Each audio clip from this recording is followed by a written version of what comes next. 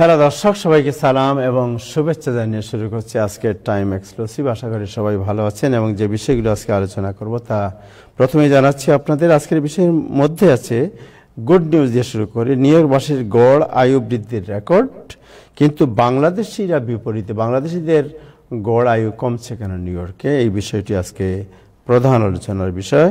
আজকে সর্বত্র আলোচিত হচ্ছে ভাইস প্রেসিডেন্ট জেডি ভ্যান্সের স্ত্রী উষার সাথে তার বিচ্ছেদ নিয়ে কানাঘুষা চলছে, এই বিষয়টি আজকে বোঝার চেষ্টা করব।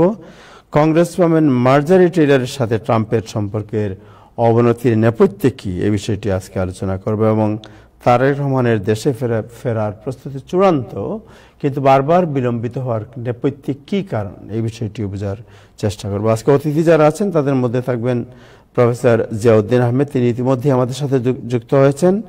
ডক্টর জিয়াউদ্দিন আহমেদকে শুভেচ্ছা জানাচ্ছি আমাদের সবার পক্ষ থেকে। আমাদের সাথে যুক্ত হবেন জনাব হাসান ফেরদৌস, ইব্রাহিম চৌধুরী খুকন এবং আরিফুর রহমান। সাথে আছেন নাজমুল হাসান। শুরু করব দিনের আপডেট জানাচ্ছেন নাজমুল হাসান। ধন্যবাদ আবু তাহের এবং ধন্যবাদ টাইম টেলিভিশনের সকল দর্শক শ্রোতা এবং প্যানেলিস্ট, সবাইকে সালাম এবং শুভেচ্ছা। আশা করি আপনারা সবাই ভালো আছেন। আজ রবিবার, নভেম্বর মাসের 23 তারিখ। প্রেসিডেন্ট ট্রাম্প আবারও ক্ষুব্ধ হয়েছেন ইউক্রেনের প্রতি এবং চরমভাবে ক্ষুব্ধ হয়েছেন। তিনি তার ট্রুথ সোশ্যাল মিডিয়াতে ইউক্রেনকে আজকে বেশ কড়া ভাষায় কিছু মন্তব্য দিয়েছেন ইউক্রেন সম্পর্কে এবং তিনি মূলত তার যে 28 দফার শান্তি চুক্তি, যার মাধ্যমে তার বিশ্বাস ইউক্রেন এবং মস্কোর মধ্যে, রাশিয়ার মধ্যে শান্তি চুক্তি প্রতিষ্ঠিত হবে, সেই ব্যাপারে ইউক্রেনের কাছ থেকে প্রত্যাশিত সহযোগিতা পাওয়া যাচ্ছে না, এমনই একটা ধারণা প্রসূত হয়ে প্রেসিডেন্ট ট্রাম্প তার সোশ্যাল মিডিয়াতেই মন্তব্য করেছেন। যদিও এই মুহূর্তে জেনেভাতে বৈঠক করছে ইউক্রেনের প্রতিনিধিরা এবং ন্যাটোর প্রতিনিধিরা, ইউরোপের প্রতিনিধি, ফ্রান্স এবং ইংল্যান্ডের প্রতিনিধি এবং তার সাথে যুক্তরাষ্ট্রের ট্রাম্প প্রশাসনের প্রতিনিধিরাও সেখানে রয়েছেন।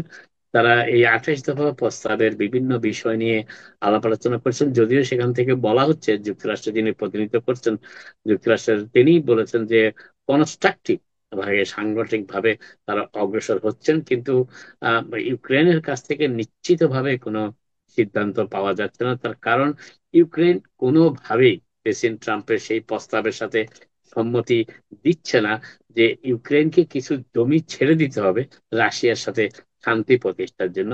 বিনিময়ে ইউক্রেনকে নিশ্চিত করে কোনো নিশ্চয়তা দেওয়ার বিধান রাখা হয়নি, যেটাতে টেরিটোরিয়াল ইন্টিগ্রিটি যেটাকে বলা হয়, অর্থাৎ যেই সীমায় ইউক্রেন অবস্থিত সেই সীমা দেখা অব্যাহত থাকবে রাষ্ট্রের, সেটি ব্যাপারে কোনো নিশ্চয়তা রাশিয়ার কাছ থেকে পাওয়া যায়নি। গতকালই আপনাদের আমি বলেছিলাম যে এই প্রেসিডেন্ট ট্রাম্পের 28 দফা শান্তি চুক্তির ব্যাপারে পুতিনের তেমন কোনো ক্ষোভ নেই, অভিযোগও নেই তেমন, কিন্তু অভিযোগটা রয়েছে ইউক্রেনের, এবং ইউক্রেন কোনোভাবেই তাদের দেশের যে সার্বভৌমত্ব তার বিনিময়ে শান্তি অর্জন করতে চাচ্ছে না। কিন্তু ইউক্রেনের প্রেসিডেন্ট জেলেনস্কি শুক্রবার রাশিয়া আর ইউক্রেনের জনগণের উদ্দেশ্যে দেওয়া ভাষণে বলেছেন যে তিনি মহা সমস্যায় পড়েছেন, দোটানা যেটাকে বলা যায়, যে যদি রাশিয়ার প্রস্তাব, অর্থাৎ যেটি মূলত প্রেসিডেন্ট ট্রাম্পের মাধ্যমে এসেছে, রাশিয়ার সকল আকাঙ্ক্ষা পূরণ করার যে প্রস্তাব, সেটি মানলে ইউক্রেনকে কিছু জমি ছেড়ে দিতে হচ্ছে, যেটি ইউক্রেনবাসী কখনোই রাজি হবে না। আর দ্বিতীয়টি হচ্ছে, যদি প্রেসিডেন্ট ট্রাম্পের 28 দফা প্রস্তাবে সম্মতি না দেওয়া ইউক্রেনের পক্ষ থেকে, তাহলে ইউক্রেনের সাথে যুক্তরাষ্ট্রের সম্পর্কের চরম অবনতি ঘটবে। অতএব তারা মধ্য অবস্থায় আছেন তারা, তবে তাদের সিদ্ধান্ত এখনো জানাননি তারা চূড়ান্ত ভাবে প্রেসিডেন্ট ট্রাম্পের 28 দফা প্রস্তাবটি গ্রহণ করবেন কিনা। এবং সেই জন্যই প্রেসিডেন্ট ট্রাম্প অবশ্য চাপ দিচ্ছেন এবং তিনি আগামী 27শে নভেম্বর, যুক্তরাষ্ট্রের থ্যাংকস গিভিং দিন, এই দিনের মধ্যেই ইউক্রেনকে জানাতে হবে যে তারা 28 দফা প্রস্তাবটি মেনে নিচ্ছেন কি নিচ্ছেন না। এরপরে যে কনসিকুয়েন্সেস, পরে যদি ইউক্রেন সে দাবি না মানে প্রেসিডেন্ট ট্রাম্পের, তাহলে তারা কি ধরনের শাস্তি পেতে পারে সুস্পষ্টভাবে উল্লেখ না করলেও প্রেসিডেন্ট বলেছেন তারা আর্থিকভাবে ক্ষতিগ্রস্ত হওয়ার সম্ভাবনা বিপুল, এবং তারা সামরিক সাহায্য, এমনকি গোয়েন্দা তথ্য ইউক্রেনের সাথে আর যুক্তরাষ্ট্র বিনিময় করবে না, যেটি রাশিয়ার বিরুদ্ধে যুদ্ধ পরিচালনার ক্ষেত্রে অত্যন্ত গুরুত্বপূর্ণ একটি দিক। সেদিক থেকেও ইউক্রেন বঞ্চিত হবে। যুক্তরাষ্ট্রের যে ক্লাসিফাইড সিকিউরিটি ডিটেলস, যা তথ্য রয়েছে রাশিয়ার আক্রমণের ব্যাপারে, সেটি ইউক্রেন পাবে না। যাই হোক, এখন পর্যন্ত তবে প্রেসিডেন্ট ট্রাম্প তার ট্রুথ সোশ্যাল মিডিয়াতে ইউক্রেনকে অকৃতজ্ঞ বলেছেন, ইউক্রেনের নেতাদের অকৃতজ্ঞ বলেছেন, যে যুক্তরাষ্ট্র এত সহযোগিতা করার পরও তাদের মুখে কৃতজ্ঞতার বিন্দুমাত্র লেশ নেই। এবং একই সাথে ইউরোপের সরকার প্রধানদেরও তিনি একহাত নিয়েছেন বলা যায়। তিনি বলেছেন যে তারা একদিকে রাশিয়ার সাথে ইউক্রেনকে যুদ্ধ করার কথা বলছে, আবার অপরদিকে নিজেরাই রাশিয়া থেকে তেল আমদানি করছে বিপুল পরিমাণে। অতএব প্রেসিডেন্ট ট্রাম্প এই বিষয়টাও তুলে ধরেছেন। ইউক্রেনের দিক থেকে যদিও তারা ইউরোপিয়ান দেশগুলোর ইউক্রেনের যুদ্ধের ভাগ তেমন বইতে হচ্ছে না, যুক্তরাষ্ট্রকেই হচ্ছে। সেই কারণেই হয়তো প্রেসিডেন্ট ট্রাম্প আজকে ইউরোপীয় নেতাদের বিরুদ্ধে সমালোচনা করছে। তারা একদিকে ইউক্রেনকে রাশিয়ার বিরুদ্ধে যুদ্ধে লেলিয়ে রেখেছে, আর একদিকে রাশিয়া থেকে তেল আমদানি করছে বিপুল পরিমাণে। যাক, এই হচ্ছে সর্বশেষ অবস্থান ইউক্রেন এবং রাশিয়ার শান্তি প্রতিষ্ঠার ব্যাপারে। আরেকটা বিষয় যেটি ইমিগ্রেশন, আপনারা জানেন প্রেসিডেন্ট ট্রাম্পের দ্বিতীয় মেয়াদের নির্বাচনের অত্যন্ত গুরুত্বপূর্ণ দিক ছিল এই ইমিগ্রেশন বিধিমালা বাস্তবায়ন, এনফোর্সমেন্ট যেটাকে আমরা বলে থাকি, এবং যুক্তরাষ্ট্র থেকে যারা অবৈধভাবে বসবাস করছে তাদেরকে যুক্তরাষ্ট্র থেকে বিতাড়ন করা। কিন্তু প্রেসিডেন্ট ট্রাম্প বলেছিলেন দায়িত্বভার দ্বিতীয় মেয়াদে গ্রহণ করার পর, যারা যুক্তরাষ্ট্রে ক্রিমিনাল এলিয়েন, অর্থাৎ যাদের বিরুদ্ধে বিভিন্ন ধরনের মারাত্মক অভিযোগ রয়েছে কিংবা মারাত্মক অভিযোগের দণ্ডপ্রাপ্ত কিন্তু যুক্তরাষ্ট্রে বসবাস করার কোনো বৈধতা নেই, তাদেরকেই মূলত ডিপোর্ট করা হবে। কিন্তু পরবর্তীতে দেখা যাচ্ছে যে ইমিগ্রেশন এবং কাস্টম এনফোর্সমেন্টের কর্মকর্তারা বিভিন্ন শহরে অভিযান চালাচ্ছেন, এবং সেই অভিযানে সাধারণ ভাবে যাদের বিরুদ্ধে কোনো ক্রিমিনাল রেকর্ড নেই এবং যাদের বিরুদ্ধে কোনো মামলাও নেই, যাদের বিরুদ্ধে অতীত কোনো অভিযোগও নেই, তাদেরকে ধরপাকড় করা হচ্ছে এই মিশ এবং কাস্টম এনফোর্সমেন্ট এজেন্টদের দ্বারা, এবং তাদেরকে ডিপোর্টেশন প্রক্রিয়া ফেলে অনেককে ইতিমধ্যে ডিপোর্টও করা হয়েছে। এই ব্যাপারে গভীর উদ্বেগ প্রকাশ করেছেন নর্থ ক্যারোলিনা রিপাবলিকান নেতৃবৃন্দ। তারা বলেছেন যে সম্প্রতি শার্লেট সহ আরো কয়েকটি নর্থ ক্যারোলিনা শহরে ইমিগ্রেশন এবং কাস্টম এনফোর্সমেন্ট যে অভিযান পরিচালিত হয়েছে, সেই অভিযান জনমনে নেতিবাচক আশঙ্কার সৃষ্টি করেছে, এবং এটি যুক্তরাষ্ট্রে রাজনৈতিক দল হিসাবে যে সমস্ত সুইং স্টেট রয়েছে, যে সমস্ত স্টেটের ভোটারদের সামান্যতম দিক পরিবর্তনেও যুক্তরাষ্ট্রে কেন্দ্রীয় সরকারের ব্যবস্থায় কে দায়িত্ব পাবেন সেটি নির্ধারিত হওয়ার অবস্থা চলে আসে। ঠিক সেরকমই একটি হচ্ছে নর্থ ক্যারোলাইনা। এবং প্রেসিডেন্ট ট্রাম্পের তাদের ভাষায় এই ইমিগ্রেশন এনফোর্সমেন্টের বাড়াবাড়ি সেখানকার সাধারণ মানুষকে রিপাবলিকান পার্টির প্রতি ক্ষুব্ধ করে তুলছে। এবং তার কারণটাই হচ্ছে, যদিও প্রেসিডেন্ট ট্রাম্প এবং হোমল্যান্ড সিকিউরিটি কর্মকর্তারা বরাবরই বলে থাকেন যে তাদের লক্ষ্য হচ্ছে যারা যুক্তরাষ্ট্রে অপরাধ কর্মকাণ্ডে লিপ্ত রয়েছেন, অবৈধভাবে অবস্থান করার পরও তাদেরকে ধরপাকড় করে পাঠিয়ে দেওয়া স্বদেশে। কিন্তু নর্থ ক্যারোলাইনা রিপাবলিকান নেতৃত্ব অভিযোগ করেছেন যে সাধারণ অভিবাসী যাদের যুক্তরাষ্ট্রে শুধুমাত্র বৈধভাবে বসবাসের অভিযোগে রয়েছে, যাদের বিরুদ্ধে কোন রকম ক্রিমিনাল মামলা কিংবা কোনো অভিযোগ ক্রিমিনাল রয়েছে, তাদেরকে এখন ধরে নেওয়া হচ্ছে। এবং এটি রিপাবলিকান পার্টির জনপ্রিয়তায় আঘাত করতে শুরু করেছে। এবং এই জন্য তারা প্রেসিডেন্ট ট্রাম্প এবং আহ, তার যারা উপদেষ্টা রয়েছেন তাদের কাছে এই বার্তাটি পৌঁছে দেওয়ার চেষ্টা করেছেন আজকে। আরেকটি বিষয় যেটি বলার চেষ্টা করছে সেটি হচ্ছে যে যুক্তরাষ্ট্রের হোমল্যান্ড সিকিউরিটি দপ্তর, আপনারা জানেন বিদেশ থেকে যে সমস্ত ছাত্রছাত্রীরা যুক্তরাষ্ট্রে পড়াশোনা করতে আসে, তারা তাদের পড়াশোনা শেষ করার পর 1 বছর কিংবা বিশেষ 2 বছরের মতো সময় পান অপটিক্যাল প্র্যাকটিক্যাল ট্রেনিং কর্মসূচির আওতায় যুক্তরাষ্ট্রে কাজ করার জন্য। কিন্তু সেই সুযোগটিও এখন রহিত করার উদ্যোগ গ্রহণ করেছেন, অর্থাৎ বাদ দেওয়ার উদ্যোগ গ্রহণ করেছে হোমল্যান্ড সিকিউরিটি দপ্তর। তারা বলেছে যে এর মাধ্যমে যুক্তরাষ্ট্রের নাগরিকদের চাকরি পেতে অসুবিধার সৃষ্টি হয়, চাকরির সংকট সৃষ্টি হয় যুক্তরাষ্ট্রের নাগরিকদের জন্য। এবং তারা বিদেশি ছাত্রছাত্রী যারা রয়েছেন যুক্তরাষ্ট্রে লেখাপড়া করতে আসেন, তারা লেখাপড়া করার পর তারা দেশে ফিরে যাবেন, এটি হচ্ছে বাঞ্ছনীয়। কিন্তু তাদেরকে এখানে প্র্যাকটিক্যাল ট্রেনিং দেওয়ার সুযোগের নামে তাদেরকে মূলত যুক্তরাষ্ট্রের শ্রমিক লেবার মার্কেটে প্রবেশ করার অধিকার দেওয়া হচ্ছে, এবং পরবর্তীতে আমেরিকান যারা শ্রমিক রয়েছেন কিংবা আমেরিকান নাগরিকরা কাজ পাওয়ার ক্ষেত্রে প্রতিবন্ধকতার সম্মুখীন হচ্ছেন। তারা এই সমস্যাটির সমাধান কল্পেই তারা অপটিক্যাল প্র্যাকটিক্যাল ট্রেনিং যে বিধির আওতায় এতদিন যাবৎ যুক্তরাষ্ট্রে লেখাপড়া শেষ করার পর বিদেশি ছাত্রছাত্রীরা চাকরির সুযোগ পেতেন এবং সেই চাকরির মাধ্যমে অনেকে H1B ভিসা কিংবা পরবর্তীতে যুক্তরাষ্ট্রের স্থায়ী বাসিন্দা এবং নাগরিকত্বর পথও খুঁজে পেতেন। সেই সুযোগটিও এখন বন্ধ করার উদ্যোগ নিয়েছে হোমল্যান্ড সিকিউরিটি দপ্তর। আরেকটি বিষয় যেটি বলার চেষ্টা করছি সেটি হচ্ছে যে যুক্তরাষ্ট্রের সবচেয়ে বেশি আলোচিত খবর, যদিও চাপা পড়ে গেছে প্রেসিডেন্ট ট্রাম্প এবং জোহরান মামদানির বৈঠকের কারণে, কিন্তু খবরটি বারবারই উঠে আসছে। সেটি হচ্ছে যে 2028 সালের নির্বাচনে প্রেসিডেন্ট পদে লড়ার প্রস্তুতি প্রায় চূড়ান্ত করে ফেলেছেন কংগ্রেস সদস্য আলেকজান্দ্রিয়া ওকাসিও কর্টেজ।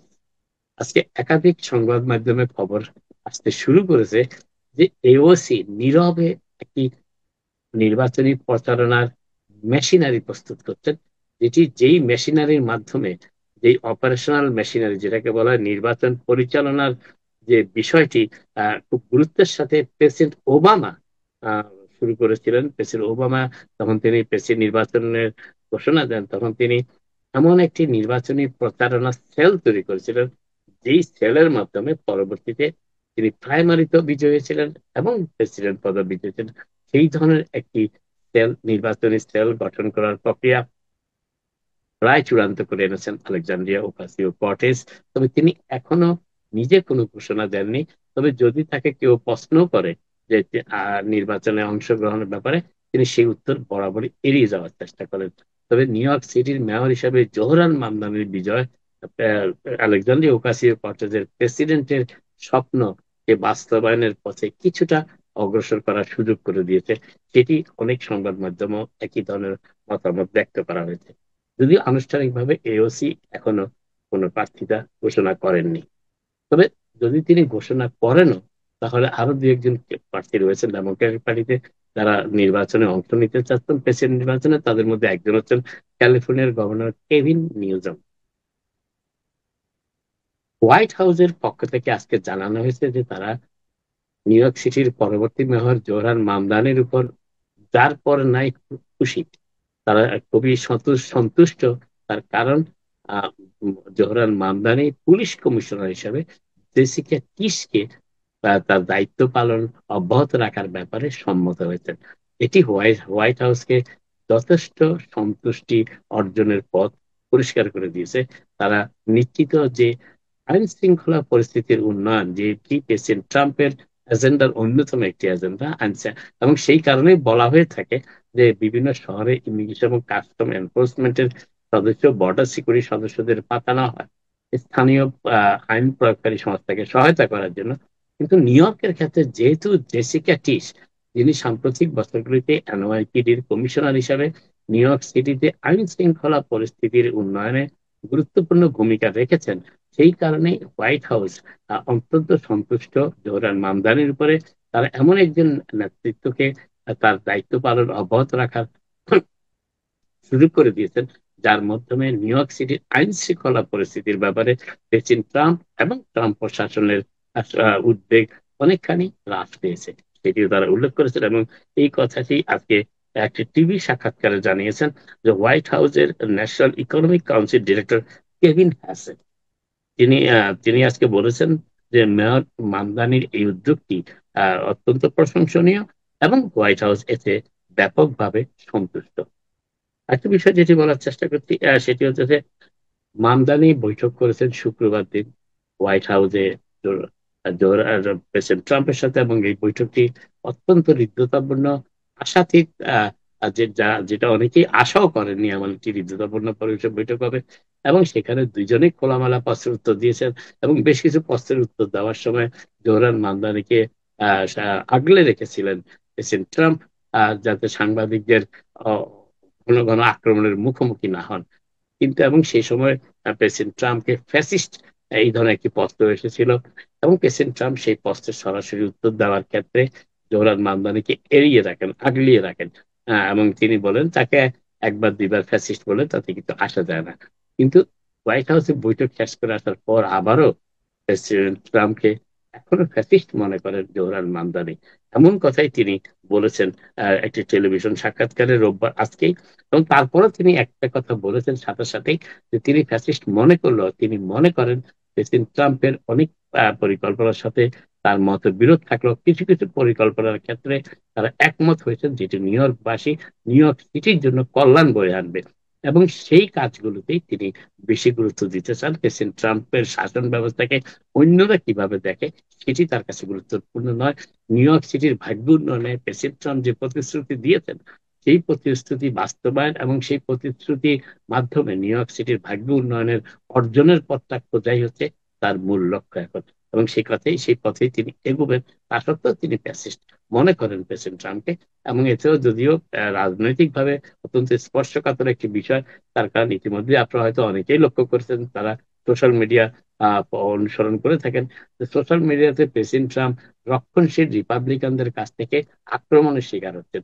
বিশেষ করে কনজারভেটিভ যারা রয়েছেন, যারা খুবই রক্ষণশীল। এবং এই কথাটি প্রেসিডেন্ট ট্রাম্প বলেছেন সেদিন জোরান মামদানিকে, যে প্রেসিডেন্ট ট্রাম্প মনে করেন যে অনেক রক্ষণশীলের সমর্থনও যেমন তিনি আদায় করতে পারবেন, জোরান মামদানি তার কর্মসূচির মাধ্যমে অনেক রক্ষণশীলদের বিরাগ বাজানো হবেন। তবে এই নিয়ে তার চিন্তা ভাবনা করার কিছু নেই, কারণ যারা উদারপন্থী রয়েছেন তারা প্রায় সবাই, বেশিরভাগই জোরান মামদানিকে সমর্থন করেন। এবং প্রেসিডেন্ট ট্রাম্প আশা করেন তিনি একজন সফল মেয়র হবেন। একটি বিষয় যেটি বলার চেষ্টা করছিলাম সেটি হচ্ছে যে মামদানি আজকে আর কি এনবিসি নিউজের সাথে টেলিভিশন সাক্ষাৎকারে বলেছেন যে যদিও তার বিভিন্ন পরিকল্পনা বাস্তবায়নে ট্যাক্স বৃদ্ধির কথা বলেছেন, এবং এই ট্যাক্স বৃদ্ধির ব্যাপারে গভর্নর হোকুল এবং নিউ ইয়র্ক স্টেট সিনেট এবং অ্যাসেম্বলির সমর্থন প্রয়োজন, কিন্তু তা সত্ত্বেও তিনি মনে করেন যদি অন্যভাবে তার কর্মসূচি বাস্তবায়নে অর্থ যোগান দেওয়া সম্ভব হয়, তাহলে ট্যাক্স বৃদ্ধি করার ব্যাপার থেকে আবেদন থেকে তিনি সরে দাঁড়াবেন। তবে কিভাবে এই আয় বাড়ানো যেতে পারে সে বিষয়ে অবশ্য তিনি কিছু উল্লেখ করেনি। তবে তিনি এটি বলেছেন যে তিনি মনে করেন যে গভর্নর হোকুল এই কর্মসূচি, বিশেষ করে চাইল্ড কেয়ার যে কর্মসূচি রয়েছে, এটি ইউনিভার্সাল চাইল্ড কেয়ার, এই ইউনিভার্সাল হেলথ চাইল্ড কেয়ারটি চালু করা সম্ভব বলে তিনি মনে করেন। এবং আজকে তিনি সরাসরি প্রথম বললেন যে ট্যাক্স বৃদ্ধি না করেও যদি অন্যভাবে অর্থের জোগাড় দিয়ে অর্থের ব্যবস্থা করে এই চাইল্ড কেয়ার সেবাটি প্রদান করা যায় নিউ ইয়র্কবাসীর জন্য, এটি নিউ ইয়র্কবাসীর অনেক কল্যাণ বয়ার। কারণ নিউ ইয়র্কবাসী অনেকের হাতে নাগালে চলে গেছে নিউ ইয়র্কবাসীর ব্যয়, এবং এর ফলে এই চাইল্ড কেয়ার ফ্যাসিলিটির মাধ্যমে অনেকেই আবার হয়তোবা নিউ ইয়র্ক শহরে ফিরে আসতে পারে। যাক, এটি হচ্ছে এখন দেখার বিষয় যে কিভাবে এই অর্থের যোগান দেওয়া যায়। শুধু চাইল্ড কেয়ার নয়, নির্বাচিত মেয়র জোরান মামদানির আরো কিছু কর্মসূচি রয়েছে, তার মধ্যে অ্যাফোর্ডেবল হাউজিং এবং আরেকটি হচ্ছে বিনামূল্যে বাস সার্ভিস। এই তিনটি বিষয়ে মূলত তিনি কাজ করার আগ্রহ দেখিয়েছেন নির্বাচনী প্রচারণার সময়, এবং তিনটিতেই অর্থের যোগান দেওয়াটা নিশ্চিত অনিশ্চিতের মাঝখানে এসে দাঁড়িয়েছে এই মুহূর্তে। আরেকটি বিষয় যেটি শেষ করছি আজকে, একটি স্বাস্থ্য বিষয়ক উদ্বেগজনক সংবাদ দিয়ে আপনাদের। তার কারণটা হচ্ছে যে দীর্ঘদিন ধরে যারা ডায়াবেটিস রোগে আক্রান্ত, তাদের প্রাথমিকভাবে ডায়াবেটিস ধরা পড়লে যে ওষুধটি দেওয়া হয় সেটি হচ্ছে মেটফর্মিন। এবং গত 60 বছর ধরে মেটফর্মিন ডায়াবেটিস, বিশেষ করে টাইপ 2 ডায়াবেটিস যাদের রয়েছে, তাদের 1 নম্বর ওষুধ হিসেবেই বিবেচিত হচ্ছে চিকিৎসকদের কাছে। কিন্তু আজকে বেলোর ইউনিভার্সিটির একটি গবেষণা থেকে দেখা যাচ্ছে যে যে এই এই এই মেটফর্মিন সেবনের মাধ্যমে মস্তিষ্কের রোগের সম্প্রসারণ ঘটতে পারে। কারণ একদিকে এটি ডায়াবেটিস নিয়ন্ত্রণ করে, এটি যেমন সত্য, তার পাশাপাশি এটির যে সাইড এফেক্ট, এই সাইড এফেক্টে মস্তিষ্কের রোগের সৃষ্টি হতে পারে, এমনকি তারা বলছেন। বেলোর কলেজ অফ মেডিসিন, তারা যুক্তরাষ্ট্রের অত্যন্ত বিখ্যাত একটি চিকিৎসা কেন্দ্র, চিকিৎসা কলেজ, তারা বলেছেন যে এবং এই ড্রাগ এই মস্তিষ্কের বিভিন্ন, আপনারা জানেন মস্তিষ্কের খুবই একটি জটিল এলাকা শরীরের, এবং সেখানকার বিভিন্ন ক্ষেত্রে এটির প্রভাব এখন ধরা পড়েছে সেই বেলোর কলেজের গবেষণায়, মেডিকেল কলেজের। এবং তারা বলেছেন যে মানুষের জীবনের বায়োলজিক্যাল প্রসেস যে মাধ্যমে, যে চিকিৎসা সেবার মাধ্যমে, যে মেটফর্মিনের মাধ্যমে, বায়োলজিক্যাল ডায়াবেটিসও কিন্তু একটি বায়োলজিক্যাল প্রসেস, সেটিকে নিয়ন্ত্রণ করতে গিয়ে,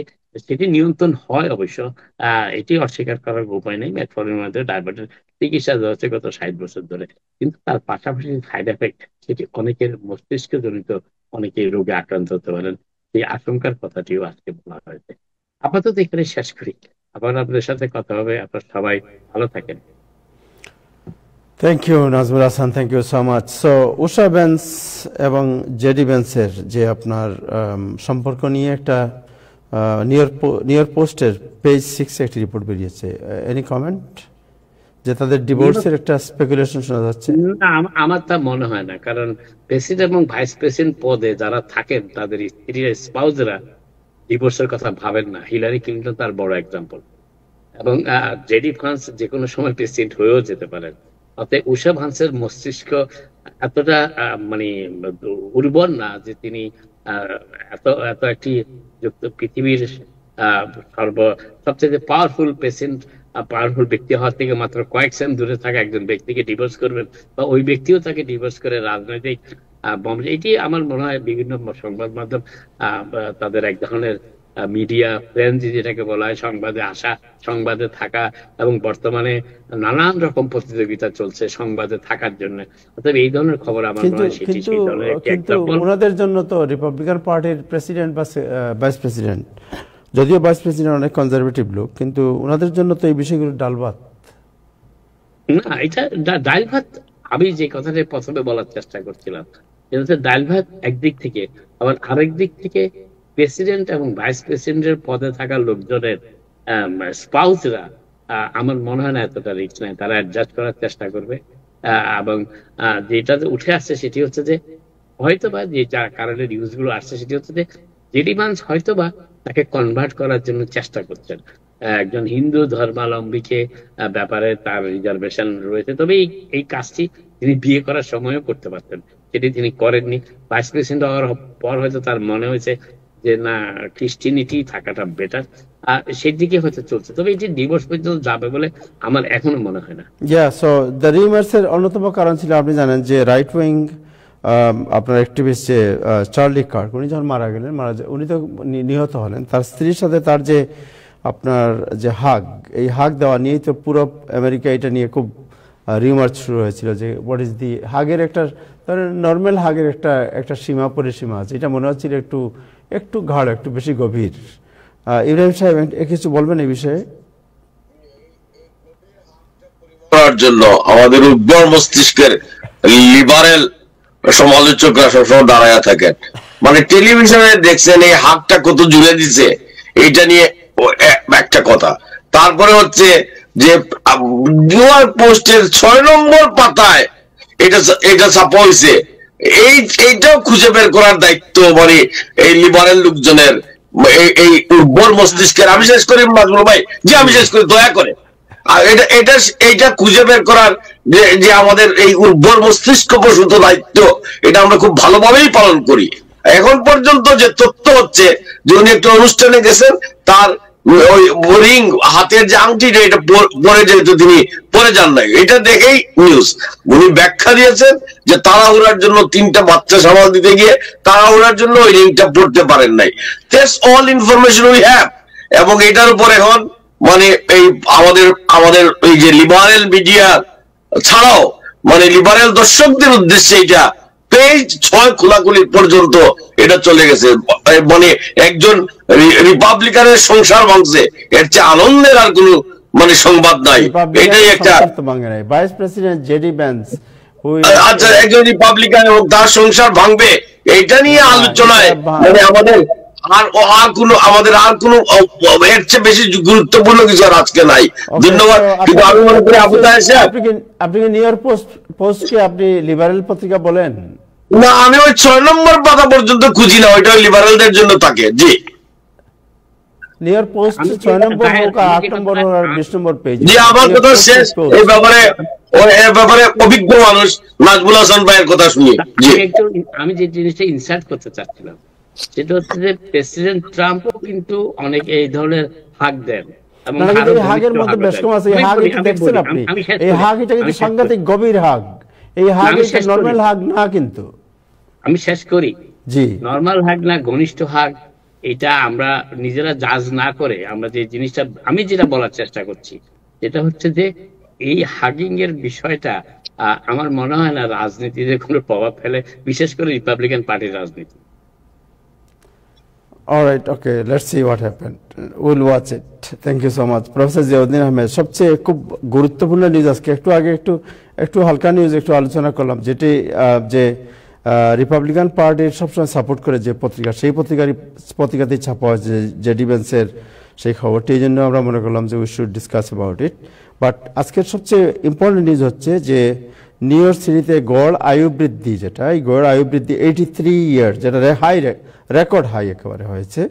বাট আপনি নিজের সাথে আলাপ হলো আমার, আপনি বলছেন যে বাংলাদেশিদের ক্ষেত্রে এটা প্রযোজ্য না, বাংলাদেশিরা আবার একটু অন্যদিকে, মানে ঠিক রিভার্স মনে হচ্ছে বাংলাদেশিদের গড় আয়ু। What is the reason and what is the news?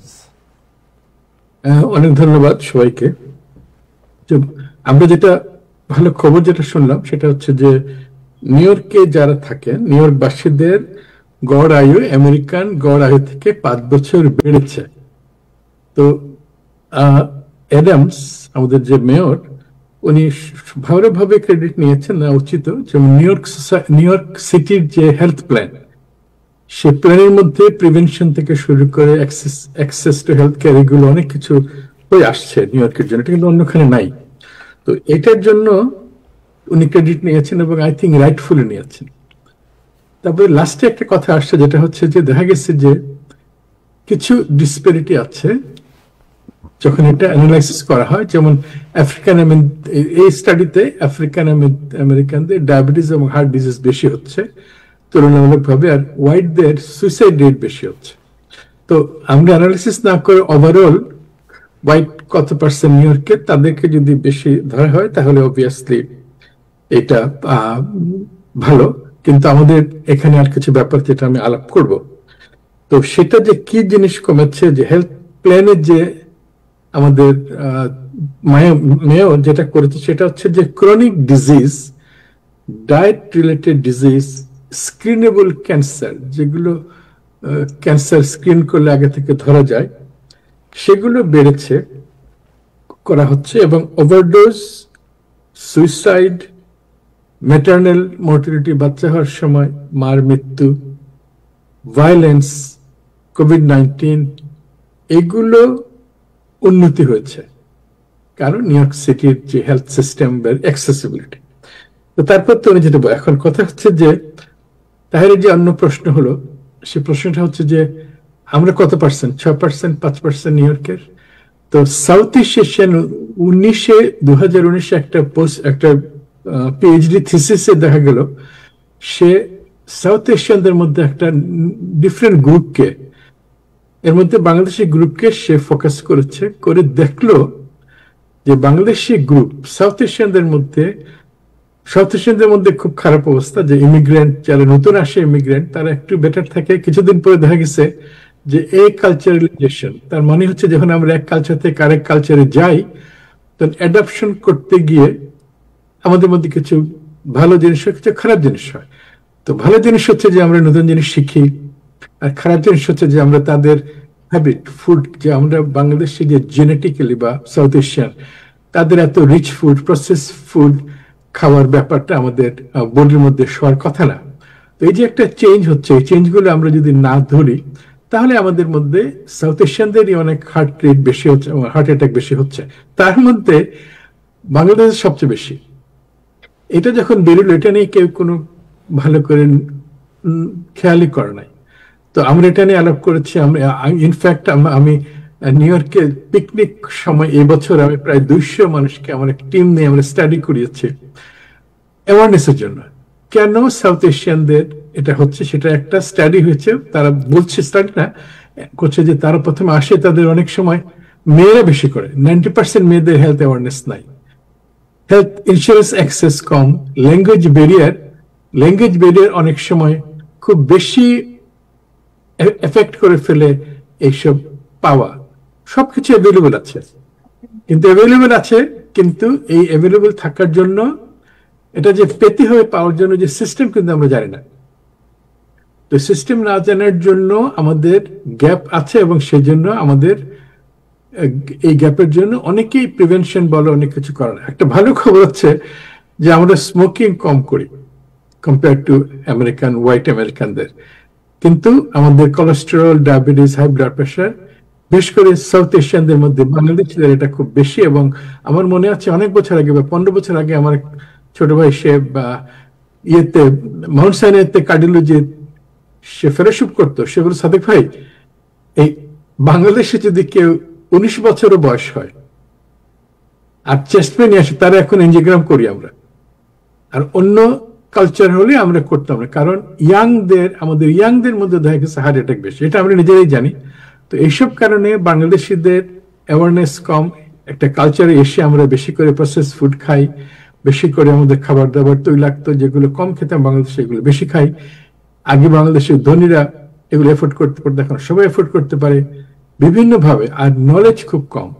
যে স্টাডি করা হয়েছে মোস্টলি ব্রঙ্কসের পপুলেশনের উপরে, তো ওইখান থেকে তার দেখা গেছে যে এডুকেশন, পভার্টি, ইগনোরেন্স এগুলো কিছু জিনিস আছে আমাদের বাধা হয়ে।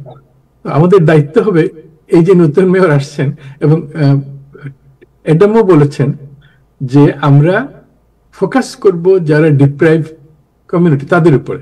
তো মমদানি যখন আসবেন তখন আমাদের খেয়াল রাখতে হবে যে আমাদের বাংলাদেশ কমিউনিটি যে এই যে অসুখ হচ্ছে, আমরা যে বিপদে আছি, এটাকে আমাদের তুলে ধরতে হবে, ধরে আমাদের এক্সট্রা ফান্ডিং হতে জোগাড় করতে হবে টু রিজলভ করার জন্য। সেটা আমাদের মনে হয় ভবিষ্যতে করতে হবে, কারণ এটা একটা রিয়েলিটি।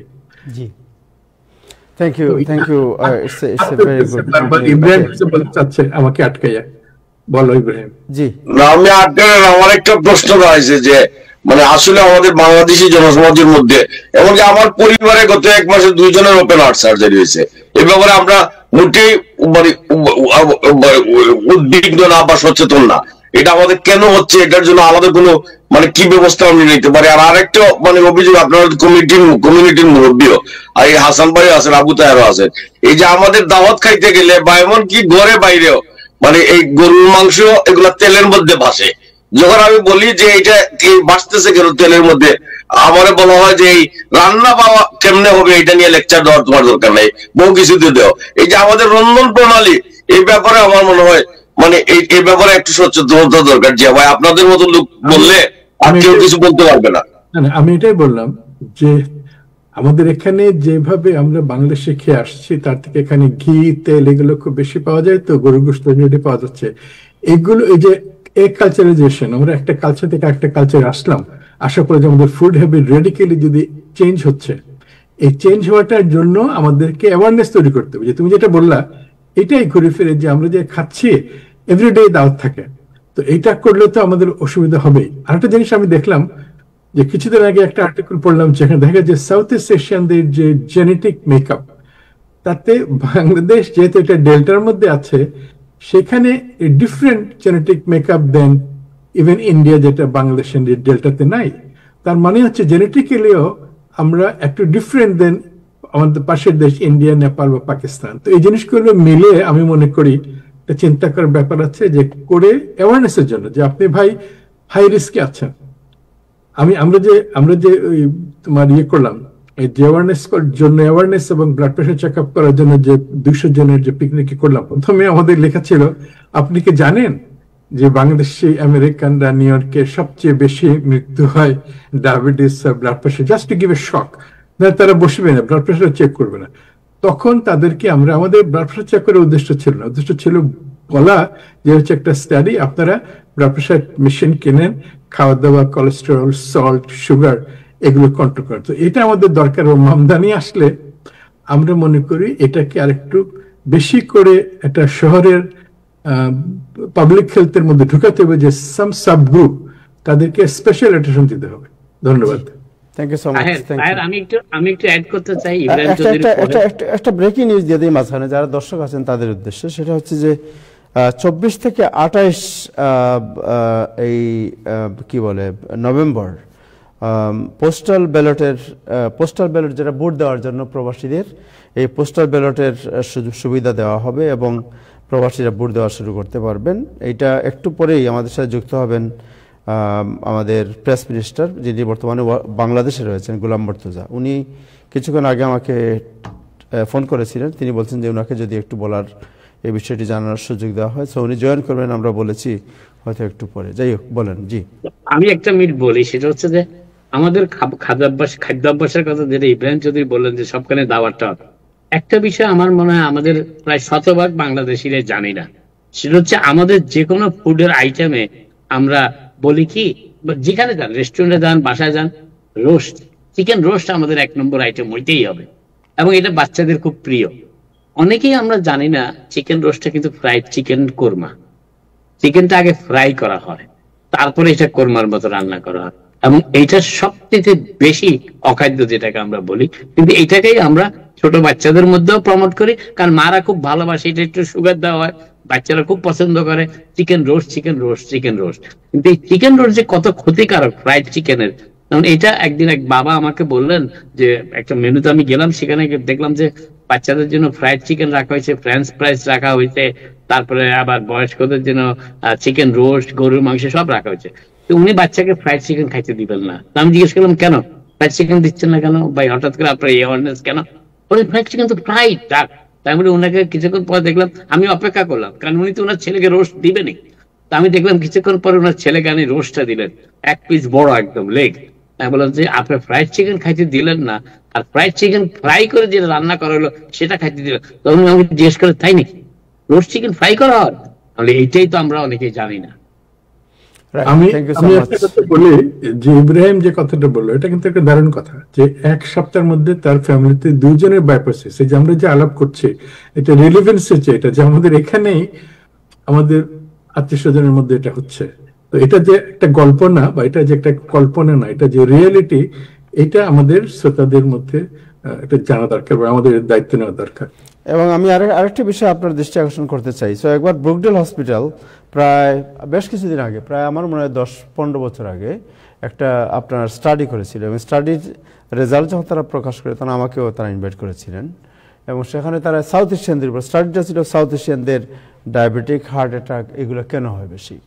তো ওইখানে ওনারা যেটা ক্যাটাগরি করেছিলেন, ক্যাটাগরিতে বলেছিলেন যেটা আপনি একটু আগে বললেন, যে সাউথ এশিয়ানদের মধ্যে বাংলাদেশিরা আরও বেশি বার্নারেবল, এই কারণে যে ওনারা যে হার্টের যে আর্টারি যেটা রাইট, এই আর্টারিগুলো চেক করে দেখেছেন যে compare to India, Pakistan, any other south Asian country, বাংলাদেশিদের হার্টের আর্টারির আয়তন আরও ছোটো। এই ছোটো হওয়ার কারণে সামান্য একটু চর্বি জমলেই আরও বেশি প্রবলেমে পড়ি আমরা। So this is one of the reason. আরেকটি বিষয় আমি যেটা বলতে চাই সেটি হচ্ছে যে আমরা প্রচুর চা খাওয়া হয়, যে কোনো রেস্টুরেন্টে যান দেখবেন সবার সামনে চায়ের কাপ, এবং এটা নিয়ে আমি অনেকবার কথা বলেছি যে কনডেন্স মিল্ক ছাড়া কেউ চা খেতে চায় না, এবং কনডেন্স মিল্ক যে কি খতরনাক জিনিস এটা আমি নিজে অনেকবার দেখেছি। আমি নিজেও খাই, মাঝে মধ্যে খাই না যে তা না, যে আপনি যদি 1 কাপ চা আপনার ঘরে না খেয়ে একদিন রাখেন, পরের দিন আপনি দেখবেন যে পুরো চা নাই, আর পুরো একটা মনে হবে দইয়ের টুকরা হয়ে গেছে, এরকম একটা টুকরা হয়ে যায় আপনার, রাইট, এই কনডেন্স মিল্ক। সো আমি কিছু রেস্টুরেন্টের সাথে কথা বলেছিলাম যে আপনারা কনডেন্স মিল্ক ইউজ না করে আপনারা নর্মাল দুধ যেটা আছে এইটাই গরম করে তো ইউজ করতে পারেন। তো ওনারা বললেন যে না, এটা হলে চা বিক্রি হবে না, বিকজ টেস্ট কম হয় এবং অনেকে এটা খেতে চায় না, বলেন টেস্ট নাই চার মধ্যে। অথচ এই কনডেন্স মিল্ক কিন্তু খুবই আপনার বিপজ্জনক একেবারে। সো আমার মনে হয় এই বিষয়ে আমরা ক্যাম্পেইন চালাতে পারি যে কমপক্ষে কনডেন্স মিল্ক বাদ দিয়ে অন্য সাধারণ মিল্ক দুধ যেটা এটা ব্যবহার করতে পারেন। আসলে তাহের, আপনি যে কথাটা বলছেন, ওই যে দুধ দিয়ে বাংলাদেশি স্টাইলে যে চা রান্না করা যায় না তাও না, কিন্তু সেটা করা যায়। কিন্তু কথাটা হচ্ছে কি জানেন, এরা আমাদের বাংলাদেশ রেস্টুরেন্ট গুলোর ভিতরে আপনি লক্ষ্য করবেন, এমন কোন রেস্টুরেন্ট পাবেন না যেখানে মাইক্রোওয়েভ, এবং এই মাইক্রোওয়েভের যে এফেক্টটা, সাইড এফেক্টটা, তীব্র সাইড এফেক্ট, যেটা আমরা কেউ জানিও না, অনেকে জানিও না। তো যাই হোক, এই সবগুলো ব্যাপারে কিন্তু অ্যাওয়ারনেস করতে হবে, খালি চা না। যেমন আমি একটু আগে আপনার রোস্ট, চিকেন রোস্টের কথা বললাম, প্রত্যেকটা মেনুতে এটা number 1 item, but this is the most ক্ষতিকর আইটেম। এর চাইতে সাধারণ গরুর মাংস অনেক ভালো, এর চাইতে সিদ্ধ করা গরুর মাংস যদি রান্না করা হয় সেটা অনেক বেটার নিউট্রিশনস এবং হার্টের দিক থেকে। এই ফ্রাই করা চিকেন, রাইট, ফ্রাই চিকেন তো ওই যে রোস্ট আপনি যেটা বলেন এটা ডিপ ফ্রাই, শুধু ফ্রাই না, একেবারে ডিপ ফ্রাই। সেটাই তো বলতেছি আমি সেটাই বলতেছি। Thank you so much, thank you জনাব গোলাম মর্তুজা, আপনি আমাদের সাথে যুক্ত হয়েছেন। বাট আপনি একটু সময় দেন আমাদের, আমি একটু হাসান ভাইয়ের সাথে একটু কথা বলি, আর তারপরে আপনার কাছে আসবো। হাসান আমরা মুর্তজা ঢাকা থেকে সকালবেলা উঠেছে, ও কথা শুনি আগে আমরা। আচ্ছা হাসান ভাই, থ্যাংক ইউ সো মাচ। গোলাম মর্তুজা, আপনার কাছে শুনতে চাই যে ইটস এ ব্রেকিং নিউজ, এটা এখনো কেউ জানেন না, আমাদের কমিউনিটির জন্য ইটস এ বিগ নিউজ, যে প্রথম প্রবাসীরা, আমার মনে হয় ইতিহাসের প্রথম প্রবাসীরা তাদের বুট প্রয়োগের সুবিধা পাবেন এবং এটা শুরু হচ্ছে অচিরেই। এই বিষয়ে বিস্তারিত আপনার কাছে জানতে চাই। ধন্যবাদ আপনাকে, স্পেশালি হাসান ভাইকে। হাসান ভাই কথা বলার সুযোগ দিয়েছেন এবং এটা তো আমার জন্য একটু ভালো হয়েছে, কারণ আমার অন্য একটা অ্যাপয়েন্টমেন্ট আছে এখানে, কথা বলে অফিসিয়াল অ্যাপয়েন্টমেন্ট, কথা বলে সেখান থেকে আমাকে বের হয়ে যেতে হবে। ধন্যবাদ হাসান ভাই সহ যারা এখানে যুক্ত হয়েছেন কথা বলছেন তাদের সবাইকে, স্পেশালি টাইম টেলিভিশনকে আমি একটা ভূমিকা দিচ্ছি এই কারণে যে ইতিপূর্বে খুবই জনগুরুত্ব সম্পন্ন দুই একটি বিষয়ে কথা বলেছি এবং সেটার খুব ভালো রেসপন্স পেয়েছি। সেই কারণে আমি মনে করছি যে টাইম টেলিভিশনের প্রচুর দর্শক শ্রোতা যারা এই অনুষ্ঠানটি দেখেন তারা উপকৃত হবে। মূল প্রসঙ্গে যাওয়ার আগে একটা জিনিস খুব পরিষ্কার করে বলে রাখি যে আসন্ন জাতীয় সংসদ নির্বাচন ফেব্রুয়ারির প্রথমার্ধে অনুষ্ঠিত হবে। এটা নিয়ে কোনো রকম কোনো সংশয় সন্দেহ কনফিউশন নেই। যারা সংশয় সন্দেহ এবং কনফিউশন তৈরি করতে চান নানা প্রক্রিয়াতে, বিশেষ করে প্রবাসী ভাই বন্ধু যারা আছেন তাদের কাছে বিনীতভাবে অনুরোধ করি, আপনারা এই সমস্ত কোনো কথায় কান দেবেন না, বিভ্রান্তিতে কান দেবেন না। নিশ্চিত থাকুন, নির্বাচন ফেব্রুয়ারির 15 তারিখের মধ্যে অনুষ্ঠিত হবে। সেই নির্বাচন নিয়ে তাহের ভাই যে কথাটি বললেন সেই জায়গাটাতে যদি আসি, যে প্রবাসীদের ভোটের সুযোগ দেয়া নিয়ে বাংলাদেশে বহু কথা হয়েছে। এই প্রথম সত্যিকার অর্থে একটি উদ্যোগ নেওয়া হয়েছে যে প্রবাসীরা ভোট দিতে পারবেন। সেই প্রক্রিয়ার অংশ হিসেবে এনআইডি করা, এনআইডি পাওয়া, এনআইডি দেয়া, এটা আপনারা জানেন যে এটা একদম পুরোদমে চলছে। বাংলাদেশ দূতাবাস, Washington DC, new York consulate, LA consulate, Miami consulate, সবগুলো জায়গা থেকে পৃথিবীর আরো বহু দেশে চলছে। আজকে আমি কথা বলছি ওয়াশিংটন ডিসির আওতায়, ওয়াশিংটন ডিসি বাংলাদেশ দূতাবাসের আওতায় যে সমস্ত যুক্তরাষ্ট্র প্রবাসী ভোটার মানুষ আছেন, যারা এনআইডি ইতিমধ্যেই পেয়ে গেছেন, আগের ছিল অথবা নতুন পেয়েছেন, তাদের ভোটার নিবন্ধন করার কার্যক্রমটা শুরু হচ্ছে যুক্তরাষ্ট্রের ওয়াশিংটন ডিসির দূতাবাসে 24 নভেম্বর থেকে 28 নভেম্বর।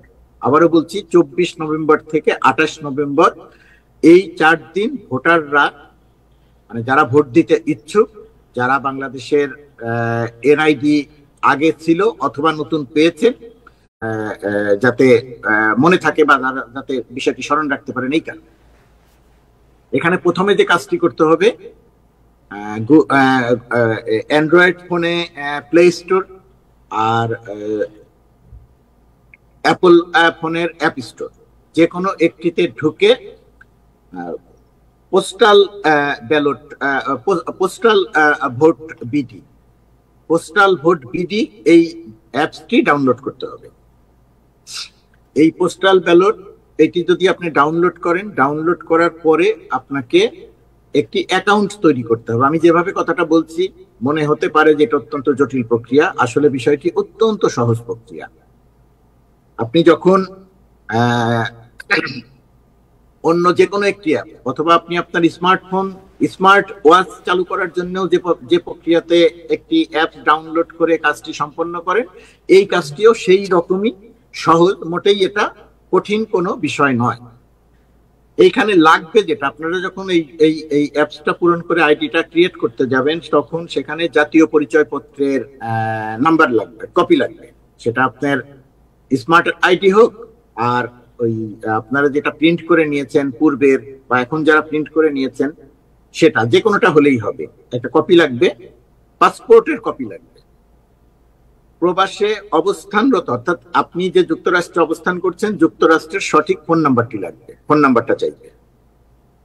মানে আপনি যে ঠিকানায় অবস্থান করছেন এবং আপনি চান যে ঠিকানাতে বাংলাদেশ থেকে, নির্বাচন কমিশন থেকে আপনার ঠিকানায় পোস্টাল ব্যালট পাঠানো হবে, অবশ্যই সেই ঠিকানাটি নির্ভুল করে লিখতে হবে। কোনো কারণে যদি আপনি সবকিছু ঠিক করলেন কিন্তু ঠিকানা ভুল লিখলেন, তাহলে আপনার ঠিকানায় পোস্টাল ব্যালট পৌঁছাবে না। এটা একদম আপনাকে মনে রাখতে হবে। এইটি হচ্ছে মোটামুটি ভাবে একটি প্রক্রিয়া। আর আপনি যখন অ্যাপসটি ডাউনলোড করে ফেললেন, অ্যাকাউন্টটা তৈরি করে ফেললেন, সেই জায়গাতে আপনি যখন রেজিস্ট্রেশন করতে যাবেন, রেজিস্ট্রেশন করতে গেলে আপনি এই যে স্মার্টফোনে, অধিকাংশ ফোনে, অ্যাপলে তো বটেই, যে আপনার একটা ফেস আইডি যখন আপনি ক্রিয়েট করতে চান তখন আপনাকে একটা ছবি তুলতে হয়, একটা সেলফি তুলতে হয়, মাথায় যেইভাবে ঘুরিয়ে এইভাবে করে একটা ছবি তুলতে হয়। ঠিক একই প্রক্রিয়াতে এইখানেও আপনার ছবি চাইবে, এটা আপনি দেখলেই বুঝবেন। আপনি সেইভাবে করে একটা ছবি তুলবেন, সেলফি তুলবেন। তারপরে আপনার পাসপোর্টের তথ্য লাগবে। এই আমি শুধু সতর্ক করি এই জায়গাটিতে, আমরা অনেকে কাজের মধ্যে থাকি, অনেকের হাতে সময় কম থাকে, অনেকে অন্যের উপরে নির্ভর করি। সেটা না করে আপনার হাতে যে ফোনটি আছে, যে ডিভাইসটি আছে, সেটিতে যদি আপনি নিজের কাজটি নিজে করেন তাহলে ভুল হওয়ার সম্ভাবনা কম থাকে। আপনাকে পাসপোর্টের তথ্যগুলো সঠিকভাবে দিতে হবে। পাসপোর্টের এখানে আপনার নাম চাইবে, সারনেম চাইবে, গিভেন নেম চাইবে, পাসপোর্টের নাম্বার চাইবে, এগুলো আপনাকে একটু ঠিক করে লিখতে হবে। আপনি যে ঠিকানায় ব্যালট পেতে চান, আবারও বলি, ওই ঠিকানাটা সঠিকভাবে লিখতে হবে। এই কাজটি সম্পন্ন করলে আপনার একটা টিক চিহ্ন আসবে যে আপনার নিবন্ধন প্রক্রিয়াটি সম্পন্ন করা হয়েছে। এটা যদি আপনি করেন তাহলে আপনি আপনার ঠিকানায় ব্যালট পেপার পেয়ে যাবেন এবং আপনি পোস্টাল ব্যালটে আসন্ন জাতীয় সংসদ নির্বাচনে ফেব্রুয়ারির 15 তারিখের মধ্যে যে নির্বাচনটি অনুষ্ঠিত হবে সেই নির্বাচনে ভোট দিতে পারবেন। পোস্টাল ব্যালটে ভোট দেয়া আর সশরীরে ভোট দেওয়ার মধ্যে এখানে আরেকটা তথ্য বলে রাখি। ধরুন আপনি অবস্থান করছেন নিউ ইয়র্কে, আপনি নিউ ইয়র্কের যে ঠিকানাতে আছেন সেই ঠিকানাটিতেই আপনি ব্যালট পেপার পেতে চান, সেখান থেকেই আপনি ভোট দিতে চান, তাহলে কোনো সমস্যা নেই, আপনি নিবন্ধন করুন। আর আপনি যদি মনে করেন যে আপনি ঢাকার একটি অঞ্চলের বাসিন্দা, আপনি এখন নিউ ইয়র্কে আছেন, আপনি ওই নির্বাচনের সময় ঢাকায় এসে ভোট দিতে চান, অথবা বাংলাদেশের অন্য কোনো অঞ্চলের ভোটার আপনি সেখানে এসে ভোট দিতে চান, তাহলে আপনি এই নিবন্ধনটি করবেন না। আপনি যদি একবার এই নিবন্ধনটি করে ফেলেন তাহলে কিন্তু আর সশরীরে এসে ভোট দিতে পারবেন না। এই জায়গাটিতে একটু সতর্ক থাকবেন। তো এই প্রক্রিয়াগুলো সম্পন্ন হয়ে গেলে একজন কি বলবো যে প্রবাসী বাংলাদেশি, তিনি পৃথিবীর যে কোনো দেশেই যে কোনো জায়গাতেই অবস্থান করছেন, তিনি ভোট দিতে পারবেন। আর আমি এখন কথা বলছি পোস্টাল ব্যালট যুক্তরাষ্ট্রের 24 থেকে 28, নিউ ইয়র্কে, ওয়াশিংটনে বাংলাদেশ দূতাবাসের যে কার্যক্রম সেটার কথা। এই জায়গাটিতে একটি বিষয় আরেকটু জানিয়ে রাখি, যে আগেও বলেছিলাম যে আপনারা যারা ভোট দেবেন পোস্টাল ব্যালটে, তারা আপনার প্রার্থীর নামটা জানতে পারবেন না, কারণ এই ব্যালট পেপার গুলো ছাপানো হচ্ছে অনেক আগে। বাংলাদেশের নির্বাচন প্রক্রিয়ায় প্রার্থীর নাম সংযুক্ত করা ব্যালট পেপার যদি পৌঁছতে হয় তাহলে সেটা অনেক দেরি হয়ে যাবে এবং পোস্টালে যাওয়া আসা অনিশ্চিত হয়ে যাবে। সেই কারণে এই প্রবাসীরা যে পোস্টাল ব্যালটে ভোট দেবেন, ওই ব্যালটে শুধুমাত্র প্রতীকের চিহ্ন থাকবে। এই প্রতীকের চিহ্ন দেখে প্রতীককে ভোট দিতে হবে, আপনারা ওই প্রতীককে ভোট দিতে পারবেন। এবং সেই আপনাদের কাছে যে ব্যালট পেপার যাবে, যে খাম যাবে, সেই খামের ভেতরেই আবার একটা ফিরতি খাম সেটা দেয়া থাকবে। আপনারা সেই খামটি খুলবেন যত্ন সহকারে, খুলে আপনারা ব্যালটে ভোট দেবেন। ভোট দিয়ে আবার সেটাকে বন্ধ করে, যে ফিরতি খাম সেটা বন্ধ করে নির্বাচন কমিশনের ঠিকানা উপরে লেখাই আছে, ওই ঠিকানা অনুযায়ী আপনারা পাঠিয়ে দিবেন। এই যে প্রক্রিয়াটির কথা আমি বললাম, এই প্রক্রিয়াটি ওয়েবসাইট গুলোতে দেয়া আছে। নিউ ইয়র্কের কনসুলেটের ওয়েবসাইটে দেয়া আছে, বাংলাদেশ দূতাবাস ওয়াশিংটন ডিসির ওয়েবসাইটে দেয়া আছে, মিয়ামি কনসুলেটে দেয়া আছে, এলএ কনসুলেটে দেয়া আছে। আপনাদের কাছে খালি বিনীতভাবে একটু অনুরোধ করি যে আপনারা এটি একটু মনোযোগ দিয়ে পড়বেন। পড়লে একদম পানির মতো পরিষ্কার হয়ে যাবে, কোথাও কোনো কনফিউশন থাকবে না। প্রযুক্তিগত কোনো সমস্যা হওয়ার কথা নয়। যদি কোনো সমস্যা হয় তাহলে আমার চেয়ে আমি বা আপনি কি করি, আমার চেয়ে যিনি একটু ভালো বুঝেন, আমরা তার সহায়তা নিন। আর যে এখানে যে আপনি আইডি ক্রিয়েট করবেন, সেখানে যে পাসওয়ার্ডের ব্যাপারটি থাকবে সেটার ব্যাপারে সতর্ক থাকবেন, সেটা কারোর সঙ্গে শেয়ার করবেন না। পাসওয়ার্ডটি তুলনামূলকভাবে অনেক স্ট্রং পাসওয়ার্ড, যেটা আমরা যে কোনো আইডি করতে গেলে আমাদেরকে বলে যে স্ট্রং পাসওয়ার্ড দিন, একটি স্ট্রং পাসওয়ার্ড দিন। পাসওয়ার্ডটি যাতে মনে রাখতে পারেন, দরকার হলে লিখে রাখেন বা কিছু একটা করেন, সেটা আপনার ব্যাপার। এটা করে রাখেন, সেটা কারোর সঙ্গে শেয়ার করবেন না। নিজের কাজটি নিজে করে। আমরা যে কোনো রকমের সেবা দেওয়ায় প্রস্তুত আছি, আমাদের একটা সীমাবদ্ধতা আছে। সেই সুযোগে কথাটা বলে রাখি যে আমাদের দূতাবাসের বিরুদ্ধে এখন যে অভিযোগটি আছে প্রবাসীদের, সেই অভিযোগটি হচ্ছে যে ফোন কেউ ধরে না। অথবা ফোন ধরলেও তথ্য পান না। এখানে আমরা বিনীতভাবে একটু দুঃখ প্রকাশ করে রাখি, ক্ষমা চেয়ে রাখি যে ফোনের জায়গাটাতে আমাদের একটা সীমাবদ্ধতা আছে। আমাদের ডেডিকেটেড ফোন অপারেটর নাই, যিনি ফোনটি ধরবেন বা ধরার কথা তিনি সব বিষয় জানেন না আপনার প্রশ্নের জবাব দেওয়ার জন্য। আমাদের কর্মকর্তারা সবসময় দূতাবাসে অবস্থান করেন না, নানা কারণে তাদের দূতাবাসের বাইরে থাকতে হয়, যে কারণে আমরা ফোনের সেবাটার ব্যাপারে আপনাদেরকে কিছুটা নিরুৎসাহিত করছি। আপনারা ওয়েবসাইটের দিকে নজর দিন এবং খুবই পরিষ্কারভাবে সব জিনিসের নির্দেশনা দেওয়া আছে, আপনারা সেদিকে নজর রাখুন।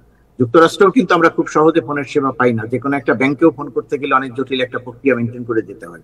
এই ফোন করে তথ্য জানা, এই দিকে মনোযোগ না দিয়ে আমি প্রবাসীদের কাছে বিনীতভাবে অনুরোধ করব যে আপনারা একটু ওয়েবসাইটে যান, ওয়েবসাইটে গিয়ে সমস্যাটার সমাধান করেন। সেখানে গিয়ে যদি সমাধানটা না পান, সেখানে অভিযোগের জায়গা আছে, নিচেই লেখার জায়গা আছে, আমরা সেগুলো মনিটর করব প্রতিনিয়ত। আপনাদের যে অভিযোগগুলো থাকবে সেগুলোকে আমরা অ্যাড্রেস করার চেষ্টা করব। আমার ধারণা যে আমি পরিষ্কার করে বলতে পেরেছি। তারপরেও যদি তাহের ভাই আর কোনো প্রশ্ন থাকে তাহলে করলে, অথবা এখানে যারা আছেন তাদের যদি আরো। আমার একটি প্রশ্ন রয়েছে। জি, আপনি একজন সংবাদকর্মী, আমরা জানি পেশাদার সংবাদকর্মী, যার কারণে সবকিছু এত সুন্দর করে গুছিয়ে বলেছেন যে এখানে আর কোনো প্রশ্ন করার কোনো ব্যাপার থাকে না। তো আমরা এখানে দুটি বিষয় আমার কাছে খুব মনে হয়েছে বলা দরকার। সেটা হলো যে কোনো কারণে আমি প্রবাসী থেকে অনলাইনে সম্পূর্ণ ফিল আপ করলাম, আমি কনফিডেন্ট হলাম যে ওকে সব কাজ কমপ্লিট, কোনো কারণে আমার ওই নির্দিষ্ট ঠিকানায় সে ব্যালট পেপার আসলো না, সেক্ষেত্রে আমি কি করব? এটা একটি প্রশ্ন। আর আপনি অলরেডি বলেছেন যে কারো কোনো অভিযোগ থাকলে সে ওয়েবসাইটে নিচে সে তার কমপ্লেনের কথা লিখতে পারে, অর্থাৎ কোনো অসুবিধা হলো কিনা। কিন্তু অসুবিধা হলো কিনা সেটা আমি লেখার পরে সেটার ওয়েবসাইট থেকে বা কোনোভাবে আমি কি জানতে পারবো কিনা যে আমার কথাটা এমবাসি বা বাংলাদেশ সরকার পর্যন্ত পৌঁছলো কিনা। আরেকটি বিষয় সেটা হলো যে আপনি খুব চমৎকার ভাবে বলেছেন যে একজন আরেকজনের সাহায্য নিয়ে দরকার হলে ফিল আপ করবো এবং কোনো প্রয়োজন হলে সেটাকে ম্যাচিউরলি যেন সেটা থাকে।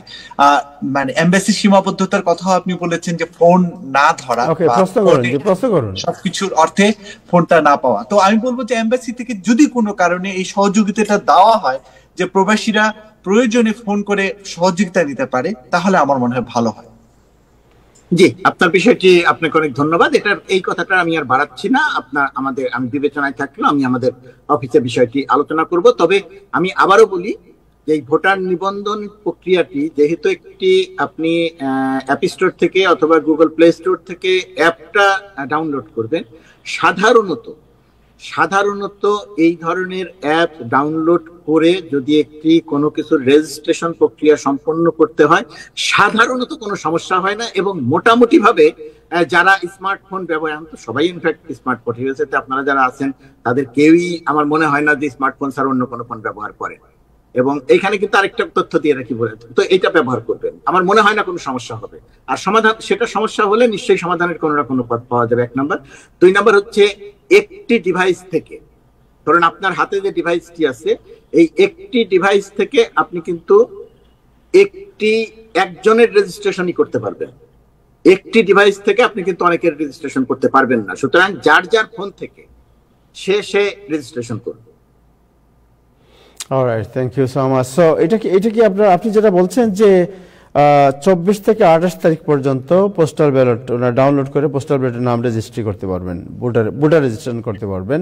বাট এটা কি পুরো যুক্তরাষ্ট্রের সব কনসুলেট বা পুরো যুক্তরাষ্ট্রে যারা বাসিন্দা বা নর্থ আমেরিকাতে যারা আছেন, কানাডা সহ পুরো যুক্তরাষ্ট্রের আমাদের ওয়েবসাইটে দেয়া আছে, নিউ ইয়র্ক সবগুলো কনসুলেটের ওয়েবসাইটে দেয়া আছে কোন জায়গায় কত থেকে কত। এটা আমরা একটু ভাগ করেছি সুবিধার জন্য। আর আরেকটা বিষয় একজন জানতে চাচ্ছেন, আমি দেখতে পাচ্ছি উনি বলছেন যে আমরা তো অ্যাপ্লাই করেছিলাম এনআইডির জন্য, কিন্তু এখনো এনআইডি নাম্বার পাইনি, কোনো রিপ্লাই পাই নাই। সো তারা কি করবেন? তারা ইতিমধ্যেই হয়তো পেয়ে যাবে, অথবা এই কাজটার জন্য আমরা নিজেরা আরেকবার একটু উদ্যোগ নেবে। এটা জানেন আপনি যে আমাদের এখানে সার্ভারের একটি ব্যাপার আছে, এই জায়গাটাতে কিছু অভিযোগ আছে। আমরা আপলোড করছি তথ্যগুলো, প্রবাসীরা যারা আসছেন দূতাবাস থেকে, কনসুলেট থেকে, সেটা পুরো প্রক্রিয়া সম্পন্ন হয়ে যেতে একটু সময় লাগছে। কোনো ক্ষেত্রে কিন্তু অনেক চলে এসেছে, কিছু এখনো আটকে আছে, সেগুলো চলমান আছে, চলে আসবে, চলমান আছে প্রক্রিয়াটি। রাইট। সো একটা বিষয় প্রবাসীদের পরিষ্কার করা বলা ভালো যে এটার জন্য কনসুলেট অথবা এমবাসিতে যাওয়ার দরকার নেই। এটা আপনারা আপনাদের নিজস্ব device, either year phone or computer থেকে তো করতে পারবেন, ডাউনলোড করে দেবেন, যে কোনো ডিভাইস থেকে করতে পারবেন।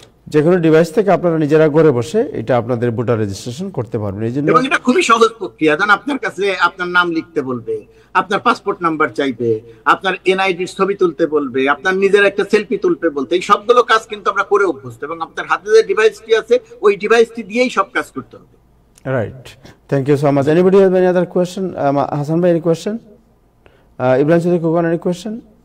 না, আমার তো কোয়েশ্চেন না, একটা মানে আছে। মর্তুজ সাহেব আমাদের আগামার একটা খবর দেন না, কবে আমরা তফসিল জানতে পারবো যদি সম্ভব হয়? না, তফসিল জানানোর তো সরকার জানাতে পারবে না, এটা নির্বাচন কমিশন জানাতে পারবে। নির্বাচন কমিশন নির্বাচনের প্রস্তুতি নিচ্ছে। নির্বাচন কমিশনকে সরকারের জায়গা থেকে নির্বাচনের মোটামুটি ভাবে একটা নির্দেশনা দেওয়া হয়েছে এই সময়ের মধ্যে নির্বাচন।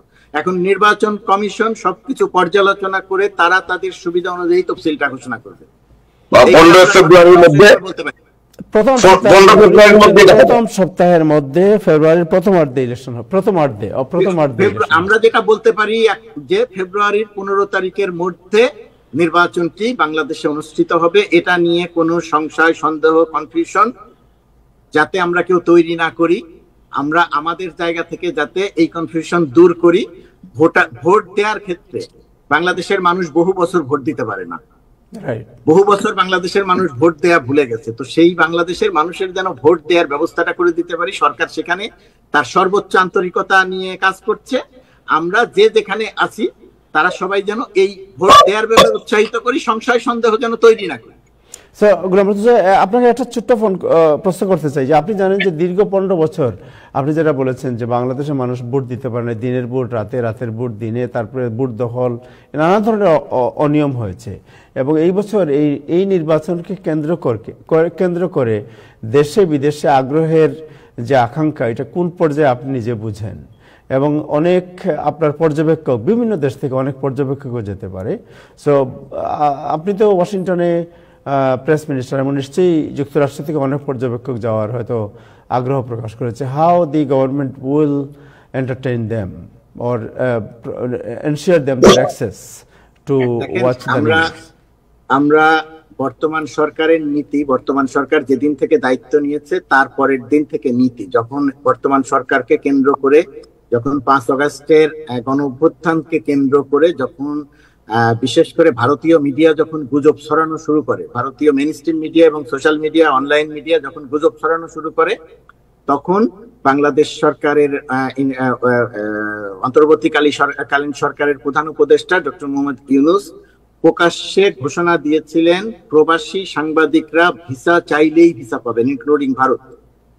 ভিসা চাইলেই ভিসা পাবেন এবং তাদের সবাইকে বাংলাদেশে আমন্ত্রণ জানানো হয়েছে এবং তারা বহুজন বাংলাদেশে এসেছে এবং অত্যন্ত সহজ প্রক্রিয়ায় অত্যন্ত অল্প সময়ের মধ্যে ভিসা দেয়া হয়েছে এবং বাংলাদেশ সরকারের সেই নীতিটি এখনো আছে। আপনি জেনে খুশি হবেন যে যুক্তরাষ্ট্রের মেইন স্ট্রিম থেকে যখন ভিসা চেয়েছে, সাংবাদিকরা যখন ভিসা চেয়েছে, কোন অধিকাংশ ভিসা আমরা দিনের ভিসা দিনে দিয়ে দিয়েছি, আমরা একদিন সময়ও নেই। এবং সামনে যে পর্যবেক্ষক সহ আপনি যাদের কথা বললেন, সাংবাদিক, পর্যবেক্ষক সহ অন্যরা যারা যেতে চাইবেন, ইতিমধ্যেই যারা যোগাযোগ করেছেন তারা ভিসা সংগ্রহ করেছেন, ভিসা সংগ্রহের পাইপলাইনে আছে। সামনে যারা চাইবেন তাদের জন্য ভিসা প্রক্রিয়া অত্যন্ত সহজ। যারা আসতে চাইবেন, যতজন আসতে চাইবেন, বাংলাদেশ সরকার এই ব্যাপারে খুবই উদার। আসেন, দেখেন, সত্যটা লেখেন। Thank you so much, thank you. একজন বলছেন যে এক্সপায়ার পাসপোর্ট যদি হয় তাহলে বাংলাদেশে এক্সপায়ার পাসপোর্ট হলে হবে কিনা, করতে পারবেন? বুঝিনি, আমি প্রশ্নটা বুঝিনি, আরেকবার বলবেন। পাসপোর্ট যদি এক্সপায়ার হয় তাহলে উনি রেজিস্ট্রেশন করতে, এই পাসপোর্ট ইউজ করতে পারবেন কিনা? এটা আমার নিজের একটু জানতে হবে যে পাসপোর্টের ডেট এক্সপায়ার যদি হয়ে যায় তাহলে ওইখানে যদি ওইটা একটু নিজের দেখতে হবে। আমার কাছে এই মুহূর্তে প্রশ্নটার উত্তর নাই, আমি চেষ্টা করবো এটা আমি আমার ফেসবুকে এটা ক্লিয়ার করতে। যারা এই প্রশ্নটা করছেন আমার ফেসবুকে আমি আজকেই হয়তো এটা ক্লিয়ার করে দেওয়ার চেষ্টা করব যে ডেট এক্সপায়ার হয়ে গেছে তারা রেজিস্ট্রেশন করতে পারবেন কি পারবেন না। Right, thank you so much, thank you Golam Murtaza. আপনার আরেকটা প্রোগ্রাম আছে বলছেন। Thank you and thank you for the information, thank you for অনেক অনেক ধন্যবাদ যারা আমার কথা শুনলেন এবং প্রবাসী বাংলাদেশি ভাই বোনদের, আপনারা ভোটার হন, নিবন্ধন করুন, ভোট দিন। ধন্যবাদ। থ্যাংক ইউ আপনাকে। আবার আপনি ফিরবেন কবে যুক্তরাষ্ট্রে? আমি ফিরে যাবো, এর মধ্যেই ফিরে যাবো, অল্প সময়ের মধ্যে। ওকে, আপনি আসলে আবার আপনার সাথে বা কোনো জরুরি কিছু থাকলে আপনাকে আমরা সংযুক্ত করবো। Thank you, thank you so much, thank you. যাই হোক, অনেকে অনেক ধরনের প্রশ্ন করেছেন। এর মধ্যে একজন বলছেন ভোট দিব কাকে, নৌকা দিল্লিতে, দানের শেষ লন্ডনে, দাঁড়িয়ে পাল্লা আরেক দেশে। এটা তো মর্তুজ সাহেব বলে দিতে পারবে না কারে ভোট দিবেন। নীল পাখি নামে একজন লিখছেন নৌকা দিল্লিতে, দানের শেষ লন্ডনে, দাঁড়িয়ে পাল্লা বাংলাদেশে, ভোট দেব কাকে।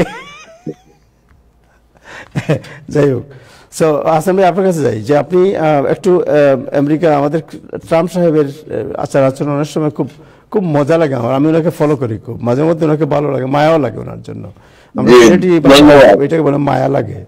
সো সেদিন আমি যখন আমাদের জোহরান মাদানী তার পাশে দাঁড়িয়েছিলেন, তার আচার আচরণ একটা আমার কাছে একটু ভালোই লেগেছে দেখতে, তার আচার আচরণ। এবং আবার অন্যদিকে রিভার্সও দেখি অনেক সময়, যেমন তার নিজের কংগ্রেস মেম্বার, তার পার্টি কংগ্রেস মেম্বার, যে আপনার মাগার অন্যতম একজন প্রবক্তা, তার সাথে আপনি জানেন যে তার সাথে সম্পর্ক কোন পর্যায়ে গিয়েছে। It's a very bad relation now. এটার কারণ কি আপনার? What is the reason? আপনি কার কথা বলছেন? তার নাম মার্জরি টেলর গ্রিন। ভার্জিনিয়ার কংগ্রেসম্যান, রাইট? না না, উনি জর্জিয়ার। তো এই গল্পটা বলবার আগে আমি একটু মহাভারতের গল্প বলতে চাই। সময় আছে আপনার কাছে? তো মহাভারতে খুব বিখ্যাত একটা চরিত্র দ্রোণ আর্চারিতে, মানে তীর চালনায় খুব দক্ষ একজন শিক্ষক ছিলেন, এবং তার মূল কাজ ছিল পাণ্ডবদের, এই অর্জুন ইত্যাদি পঞ্চ পাণ্ডব, তাদেরকে শেখানো, তাদের তিনি শিক্ষক ছিলেন। তো সে সময় একজন নিম্ন বর্গের, মানে উচ্চ বর্ণের না, নিম্ন বর্ণের এক ছাত্র, তার নাম একলব্য, সে বলল, স্যার আমি তো শিখতে চাই। বলে, না হবে না, তুমি তো নিম্ন বর্ণের। তো সে তারপরেও একা একা খুব প্র্যাকটিস করে অর্জুনদের চেয়েও ভালো হয়ে গেল। তখন দ্রোণ তাকে গ্রহণ করলো। গ্রহণ করার পর জানা গেল যে এ এতই ভালো যে পঞ্চ পাণ্ডবের সবার চেয়ে সে ভালো আর্চারিতে পায়। তো খুব খারাপ সংবাদ। তাহলে তো অর্জুনরা হেরে যাবে, পাণ্ডবরা হেরে যাবে। তখন একলব্য বলল কি দ্রোণ বলল কি একলব্যকে, ঠিক আছে তুমি ছাত্র আমার, এখন তোমাকে তো আমার গুরু দক্ষিণা দিতে হবে, আমি শিক্ষকের তো একটা পাওনা আছে, পাওনা তুমি দিবা না? বলে, হ্যাঁ দিব স্যার, কি করতে হবে? তোমার আঙ্গুল, একটা বুড়ো আঙ্গুলটা আমার কেটে ফেলতে হবে। বুড়ো আঙ্গুল ফেটে ফেলে কি হবে? তুমি তার অস্ত্র চালাতে পারবে না। তো সেই একলব্য তার বুড়ো আঙ্গুলটা কেটে ফেললো। এই কথার গল্পটা বললাম এটা বোঝানোর জন্য যে আমাদের মার্জরি টেলর গ্রিন হচ্ছে সেই একলব্য, যে তার শিক্ষক, ওস্তাদ, গুরু ডোনাল্ড ট্রাম্পের জন্য তার আঙ্গুল কাটতে প্রস্তুত ছিল, এবং আঙ্গুলটা কেটেছেও সে। আপনারা জানেন ট্রাম্প তার ব্যবহারে খুব ক্ষুব্ধ হয়েছেন, এবং শুধু ক্ষুব্ধ নন, একটা পর্যায়ে মনে হচ্ছিল যে ট্রাম্প এবং মার্জরি টেলর গ্রিন একে অপরের প্রতিদ্বন্দ্বী হয়ে উঠছেন। ট্রাম্প যখন খুবই বিব্রত তার এপস্টাইন ফাইল নিয়ে, এপস্টাইন ফাইল উন্মুক্ত করবার জন্য উঠে পড়ে লেগেছিলেন মার্জরি টেলর গ্রিন, এবং আরো 3 জন রিপাবলিকান, সব মিলে 3 জন মহিলা এবং একজন পুরুষ যুক্ত হয়েছিলেন। ট্রাম্প খুব বিব্রত হয়েছিলেন। এই ভেতরে কি আছে আমরা জানি না, হয়তোবা ইব্রাহিম ছিল জানতে পারে, খানিকটা মনে হয় তাতে অ্যাক্সেস আছে, কিন্তু আমার ধারণা যেতে কিছু গোপন খবর আছে। এই গোপন খবর থাকার কারণে ট্রাম্প সাহেব এটা কোনো মতেই উন্মুক্ত করতে চান না, কেমন?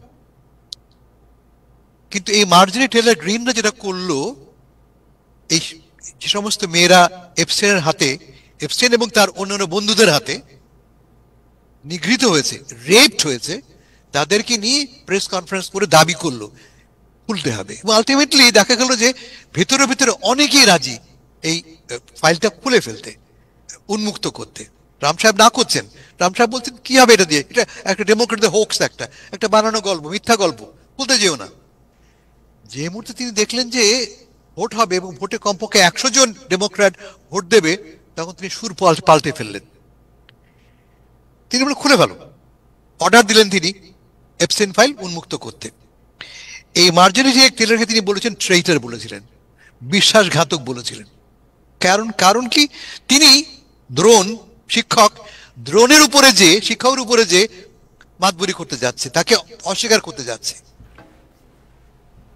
এনিওয়ে, ভোট হয়ে গেল এবং ট্রাম্প সাহেব সেই ফাইল স্বাক্ষর করে দিলেন, কিন্তু এখন উন্মুক্ত করেননি তিনি, এটা অন্য গল্প।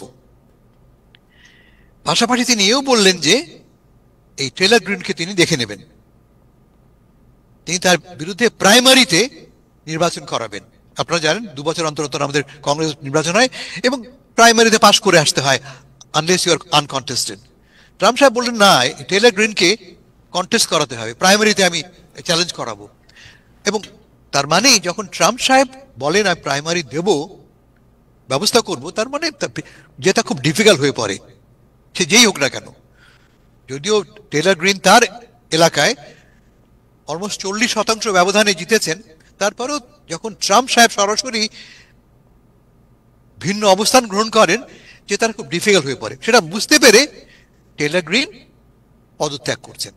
তিনি জানিয়েছেন তিনি আর কংগ্রেস সদস্য থাকবেন না, জানুয়ারি 3 তারিখে তার আসনটি উন্মুক্ত হবে এবং বোধ করি ফলে স্প্রিং এ এই নতুন নির্বাচন হবে কয়েক মাসের জন্য এই পদে। তো বিদায় নেবার আগে একটা লম্বা 5 মিনিটের বা 3 মিনিটের একটা ভিডিও মেসেজ দিয়েছেন আমাদের টেলর গ্রিন। কি বলছেন তিনি? যে আমি তো আপনার সেবা করেছিলাম, আপনি আমাকে ট্রেটার বলছেন, আমি তো আপনার সেবক ছিলাম। এর আগে তিনি কি বলেছিলেন যে প্রেস কনফারেন্সে পিছনে মেয়েদের রেখে, যে আমি ট্রেটার নই, যারা এই 14-15 বছরের মেয়েদের সম্মান রাখতে ব্যর্থ হয় তারাই আসল ট্রেটার। আরো ইন্টারেস্টিংলি এরকম অনেক কথাবার্তা বলেছেন, কিন্তু টেলর গ্রিন একমাত্র লোক নন যিনি ট্রাম্পের বিপক্ষে অবস্থান গ্রহণ করেছেন।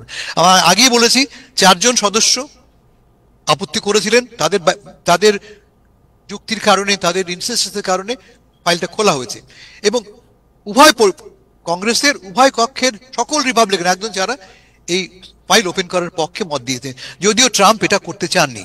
তার মানে কি দাঁড়ালো, ট্রাম্পের গ্রিপটা, যে এই বজ্র মুষ্টি ট্রাম্পের ছিল দলের উপরে, তা ক্রমশ দুর্বল হয়ে আসছে। এটা একটা ব্যাপার। আরো 2-1 এক্সাম্পল দিই আমি, কিভাবে ট্রাম্প ক্রমশ ইররিলেভেন্ট হয়ে উঠছেন। মার্জরি কি বলেছে, যে ট্রাম্প সাহেব আমাদের বলেছিলেন তার ফোকাস হবে আমেরিকা ফার্স্ট, সবকিছু আমেরিকা ফার্স্ট, কিন্তু এখন দেখতে পাচ্ছি উনি আমেরিকা বাদ দিয়ে দৌড়াচ্ছেন তিনি প্যারিসে, দৌড়াচ্ছেন তিনি ভেনেজুয়েলায়, দৌড়াচ্ছেন তিনি নেটোতে, আমাদের কথা তিনি ভুলে গেছেন। কথাটা খুব সিগনিফিকেন্ট, কারণ 2 দিন পরে যুদ্ধ শুরু হচ্ছে ভেনেজুয়েলার সাথে, অথবা সংঘর্ষ শুরু হতে পারে সেই সময়। থার্ড এক্সাম্পল দিচ্ছি আমি, ট্রাম্প সাহেব নির্দেশ দিয়েছিলেন রিপাবলিকানদেরকে, তোমরা ফিলিবাস্টারটা বন্ধ করো। আপনারা জানেন 60টা ভোট লাগে, ফিলিবাস্টার বলে এটাকে। 60টা ভোটের বদলে তোমরা জাস্ট 51 ভোটে সিনেটে পাস করাবে। রাজি হয়নি সিনেট। এত পরাক্রমশালী একজন প্রেসিডেন্ট, একের পর এক তার নির্দেশ অগ্রাহ্য করা হচ্ছে কেন? তার একটা প্রধান কারণ, মার্কিন যুক্তরাষ্ট্রে ট্রাম্পের জনপ্রিয়তায় ধস নেমেছে। 2 দিন আগে Fox news, of all the people, Fox news জানিয়েছে এই মুহূর্তে ট্রাম্পের সমর্থন মার্কিন যুক্তরাষ্ট্রে মাত্র 38%। 62% মানুষ ট্রাম্পকে অ্যাপ্রুভ করে না। 76% মানুষ মনে করে আমেরিকার অর্থনীতি ভুল পথে যাচ্ছে, এবং 70+% ইন্ডিপেন্ডেন্ট মনে করে Trump is not the right person for that moment. এই যে হিসাবটা পাচ্ছি আমরা, consistent with other opinion polls. এইটা ট্রাম্প সাহেব যেমন পড়েন, রিপাবলিকান কংগ্রেস সদস্যরা পড়েন। তারা জানেন যে ট্রাম্প সাহেব ক্রমান্বয়ে একজন ঠুঁটো জগন্নাথ হয়ে উঠছেন। আমরা বলি লেম ডাক, বাংলায় বলতে পারি ঠুঁটো জগন্নাথ। এবং সে কারণে ট্রাম্পের এই বজ্রমুষ্টি ক্রমান্বয়ে দুর্বল হয়ে আসবে। এটা আগামী মধ্যবর্তী নির্বাচনের আগে আপনারা তার ফলাফল দেখবেন। Thank you. Thank you so much. Thank you জনাব হাসান ফেরদৌস। আরিফুর রহমান, আপনার কাছে একটু বাংলাদেশ সম্পর্কে জেনে নিই খুব সংক্ষেপে, যে তারেক রহমান সাহেব উনি বাংলাদেশে সহসাই ফিরছেন, এই ধরনের একটি খবর বেরিয়েছে যা অনেক কৌতূহলের সৃষ্টি করেছে। What is the news? আপনার আনমিউট করতে হবে সাউন্ড। একটু এক্সপ্লেইন করতে হবে, ছোট করে এক্সপ্লেইন করবো। আমরা অনুষ্ঠানে বুঝতে পেরেছি, একদম শেষ দিকে চলে এসেছি। বিএনপি থেকে জুন এবং অক্টোবর মাসে দুটো বুলেট প্রুফ গাড়ির জন্য স্বরাষ্ট্র মন্ত্রণালয়ে আবেদন করা হয়েছিল এবং আবেদনের পরিপ্রেক্ষিতে স্বরাষ্ট্র মন্ত্রণালয় দুটো গাড়ি অনুমোদন দিয়ে দিয়েছে। খুব ভালো কথা। কি ধরনের গাড়ি? দুটো বুলেট প্রুফ গাড়ির অনুমোদন দিয়েছে স্বরাষ্ট্র মন্ত্রণালয়। পাশাপাশি একই সাথে আপনাকে তারেক রহমানের নিরাপত্তার জন্য যে সিএসএফ অর্থাৎ যে একটা পার্সোনাল বাহিনী আছে তাদের জন্য অস্ত্র লাগবে এই বলে স্বরাষ্ট্র মন্ত্রণালয়ে আবেদন করা হয়েছে। এটা সংখ্যা প্রায় 40 থেকে 50টার উপরে। এতগুলো অস্ত্র সিএসএফ এর কাছে দেয়া হবে কিনা স্বরাষ্ট্র মন্ত্রণালয় এখনো কোনো সিদ্ধান্ত নেয়নি। তো খুব স্বাভাবিকভাবে সিএসএফ হচ্ছে, আপনাকে একটু ব্যাখ্যা করে বা মানুষকে বলতে চাই, টাইম টেলিভিশনের দর্শকদেরকে, যে তখনকার বিএনপির মানসিকতা অর্থাৎ বিএনপি ধারণ করে মনে এরকম পুলিশ বা আর্মি কিংবা অন্যান্য বাহিনীর যে সদস্যরা রিটায়ারমেন্টে যায় কিংবা অনেকের কারণে চাকরিচ্যুত হয়, তারাই কিন্তু সিএসএফ এর সদস্য। তারাও কিন্তু ফিজিক্যালি এবং ওইভাবে ফিট না। তো এখন একটা কথা যে কিছু গণমাধ্যমে এসেছে যে সাবেক প্রধানমন্ত্রী খালেদা জিয়ার যে রাজনৈতিক কার্যালয় গুলশানে রয়েছে তার একটি পাশের রুমকেও তৈরি করা হচ্ছে, তারেক রহমান আসবে। পাশাপাশি ডিসেম্বরের প্রথম উইকে নির্বাচনী তফসিল ঘোষণা করা হবে বিএনপির পক্ষ থেকে। এই ব্যাপারেও একটা ইঙ্গিত পাওয়া যাচ্ছে যে তারেক রহমান আসতে পারে। তো এখন রাজনৈতিক বিশ্লেষকরা কিন্তু খুব সহজভাবে কিছু কথা বলেছে যে দেখেন, যে দেশে পুলিশ আর্মি সবকিছুই কিন্তু এই 1.5 দশকে আওয়ামী লীগ শাসন আমলে যারা নিয়োগ হয়েছে, একটা এসআই থেকে শুরু করে মানে কনস্টেবল পর্যন্ত, মন্ত্রী বা এমপিদের ডিএল লেটার ছাড়া কিন্তু কেউ নিয়োগ পায়নি। আপনি জানেন সেনাবাহিনীতে, আমি এটা ওপেন বলতে চাই, একজন সংবাদকর্মী হিসেবে আমি খুব কাছ থেকে দেখেছি, লেফটেন্যান্ট কর্নেল থেকে উপরে যে পদবিগুলো আছে, কর্নেল, ব্রিগেডিয়ার জেনারেল, বা তারপরে হচ্ছে lieutenant general, what ever it is, Sheikh হাসিনার অনুমতি ছাড়া, শেখ হাসিনার সিগন্যাল ছাড়া কেউ কোনোভাবে ওই পদে যেতে পারেনি। অর্থাৎ এখনো পুরো বাংলাদেশের প্রতিটা সেক্টরে, সেটা আমরা পুলিশ বাহিনী বলি, সেটা সেনাবাহিনী বলি, সেটা বিমান বাহিনী বলি, হোয়াট এভার ইট ইজ, এখনো কিন্তু সেই ব্যক্তিরা কিন্তু শাসন করছে। এবং তারেক রহমান সরকারের যদি সুস্পষ্ট সিগন্যাল না পায়, উনি অনেক রাজনৈতিক ভাবে দক্ষ, কোনোভাবে কিন্তু বাংলাদেশে আসবে না। অর্থাৎ রাজনৈতিক বিশেষজ্ঞরা কিন্তু এরই মধ্যে বলে দেওয়া হয়েছে, এখনো অস্ত্রেরও অনুমোদন হয়নি যে তারেক রহমান যে দেশে আসবে, যে বাহিনী তাকে রক্ষা করবে, সরকার তো তাকে রক্ষা করবে না, সরকার হয়তো ছায়া হয়ে থাকবে যে তার নিরাপত্তার দায়িত্ব কতটুকু রাখা যায়, তার নিজস্ব বাহিনীর কাছে কিন্তু এখনো অস্ত্র হয়নি, আসেনি। তো স্বাভাবিকভাবে আমার কাছে যেটা মনে হয়েছে যে আমাদের যে খবরগুলো এসেছে যে বিএনপির পক্ষ থেকে আনুষ্ঠানিকভাবে কোনো ঘোষণা আসেনি। তো আমার যেটা মনে হয় যে আমার মনে হয় না নির্বাচনের পূর্ববর্তী সময় তারেক রহমান বাংলাদেশে আসবে, কারণ খুব স্বাভাবিকভাবেই যে সার্বিক পরিস্থিতি, এই পরিস্থিতিতে আমার মনে হয় না উনি সন্তুষ্ট। ধন্যবাদ। Thank you sir. তা আপনি কি বলছেন যে নির্বাচনের আগে তারেক রহমান আসবেন না দেশে? খুবই গুরুত্বপূর্ণ আপনি একটি প্রশ্ন করেছেন। দেখেন, আমি আবারও একটু ব্যাখ্যা দিচ্ছি আপনাকে। তারেক রহমান কেন আসবে? কারণ রাষ্ট্রের কাছ থেকে এখন পর্যন্ত সে ফুল সিগন্যাল পায়নি। তার মামলাগুলো রায় এই কয়েক মাস হলো তার মামলাগুলোকে নিষ্পত্তি করা হলো যে ঠিক আছে তারেক রহমান নির্দোষ। অনেক গুরুতর অভিযোগে কিন্তু অনেকগুলো মামলা ছিল, সেটা আপনারা সবাই জানেন। এত দেরি হলো বিলম্ব তার মামলাগুলো খালাস পেতে। তো স্বাভাবিকভাবে রাষ্ট্রের সবচেয়ে গুরুত্বপূর্ণ এখন যে রাষ্ট্রযন্ত্র আছে সেখান থেকেও কিন্তু কোন রকম কথা আসছে না যে তারেক রহমানের ব্যাপারে। সে কিন্তু একটা বাংলাদেশের অনেক বড় রাজনৈতিক দলের একজন শীর্ষে থাকা একজন ব্যক্তি। তার বাংলাদেশে এসে রাজনীতি করতে কোনো সমস্যা নাই বা তার নিরাপত্তা দিতে কোনো সমস্যা নেই, কোনো কিছুই কিন্তু আলোচনার মধ্যে আসতেছে না। তো স্বাভাবিকভাবে আপনি কি মনে করেন যে কোনো সিগন্যাল ছাড়াই এরকম একজন ব্যক্তি যে 17টা বছর ধরে একটা ভিন্ন দেশ থেকে রাজনীতি পরিচালনা করছে, তার কি আসতে ইচ্ছে হয় না বাংলাদেশে? সে সত্যিকার অর্থে কোন রকম নিশ্চয়তা পাচ্ছে না, কোনো সিগন্যাল হচ্ছে না, যার জন্য তার আসতে এত সময় লাগছে। দুটো বুলেট প্রুফ যে গাড়ির any idea about the price, how much? Bangladeshi টাকায় আপনি জানেন জনাব আবু তাহের সাহেব, বাংলাদেশি টাকায় যে কোনো গাড়ি যখন কাস্টমস ক্লিয়ারেন্স ছাড় নিয়ে বাংলাদেশে ঢুকে, এটা অনেক বড় একটা অ্যামাউন্ট হয়ে যায়। এটা এক একটা গাড়ি প্রায় 250 কোটি টাকার উপরে আমি যতটুকু জেনেছি, এবং এটা আপ এন্ড ডাউন হতে পারে, এই জন্য প্রায় কথাটা আমি বললাম যে দুটো গাড়ি অলরেডি কিন্তু অনুমোদন স্বরাষ্ট্র মন্ত্রণালয় দিয়েছে। কিন্তু এখানে যে আবার একটু বললাম যে একটা ফাঁক আছে, তো গাড়ি তো পুরোটা সময় নিরাপত্তা দিবে না, তার সিএসএফ তার যে সদস্যরা আছে তাদের কেন এখন অস্ত্রের লাইসেন্স দেওয়া হচ্ছে না? সে তো কখন আবেদন করা হয়ে গেছে, কিন্তু এই নিউজটা কিন্তু আসেনি। আমি একটা প্রশ্ন করতে পারি? জি জি।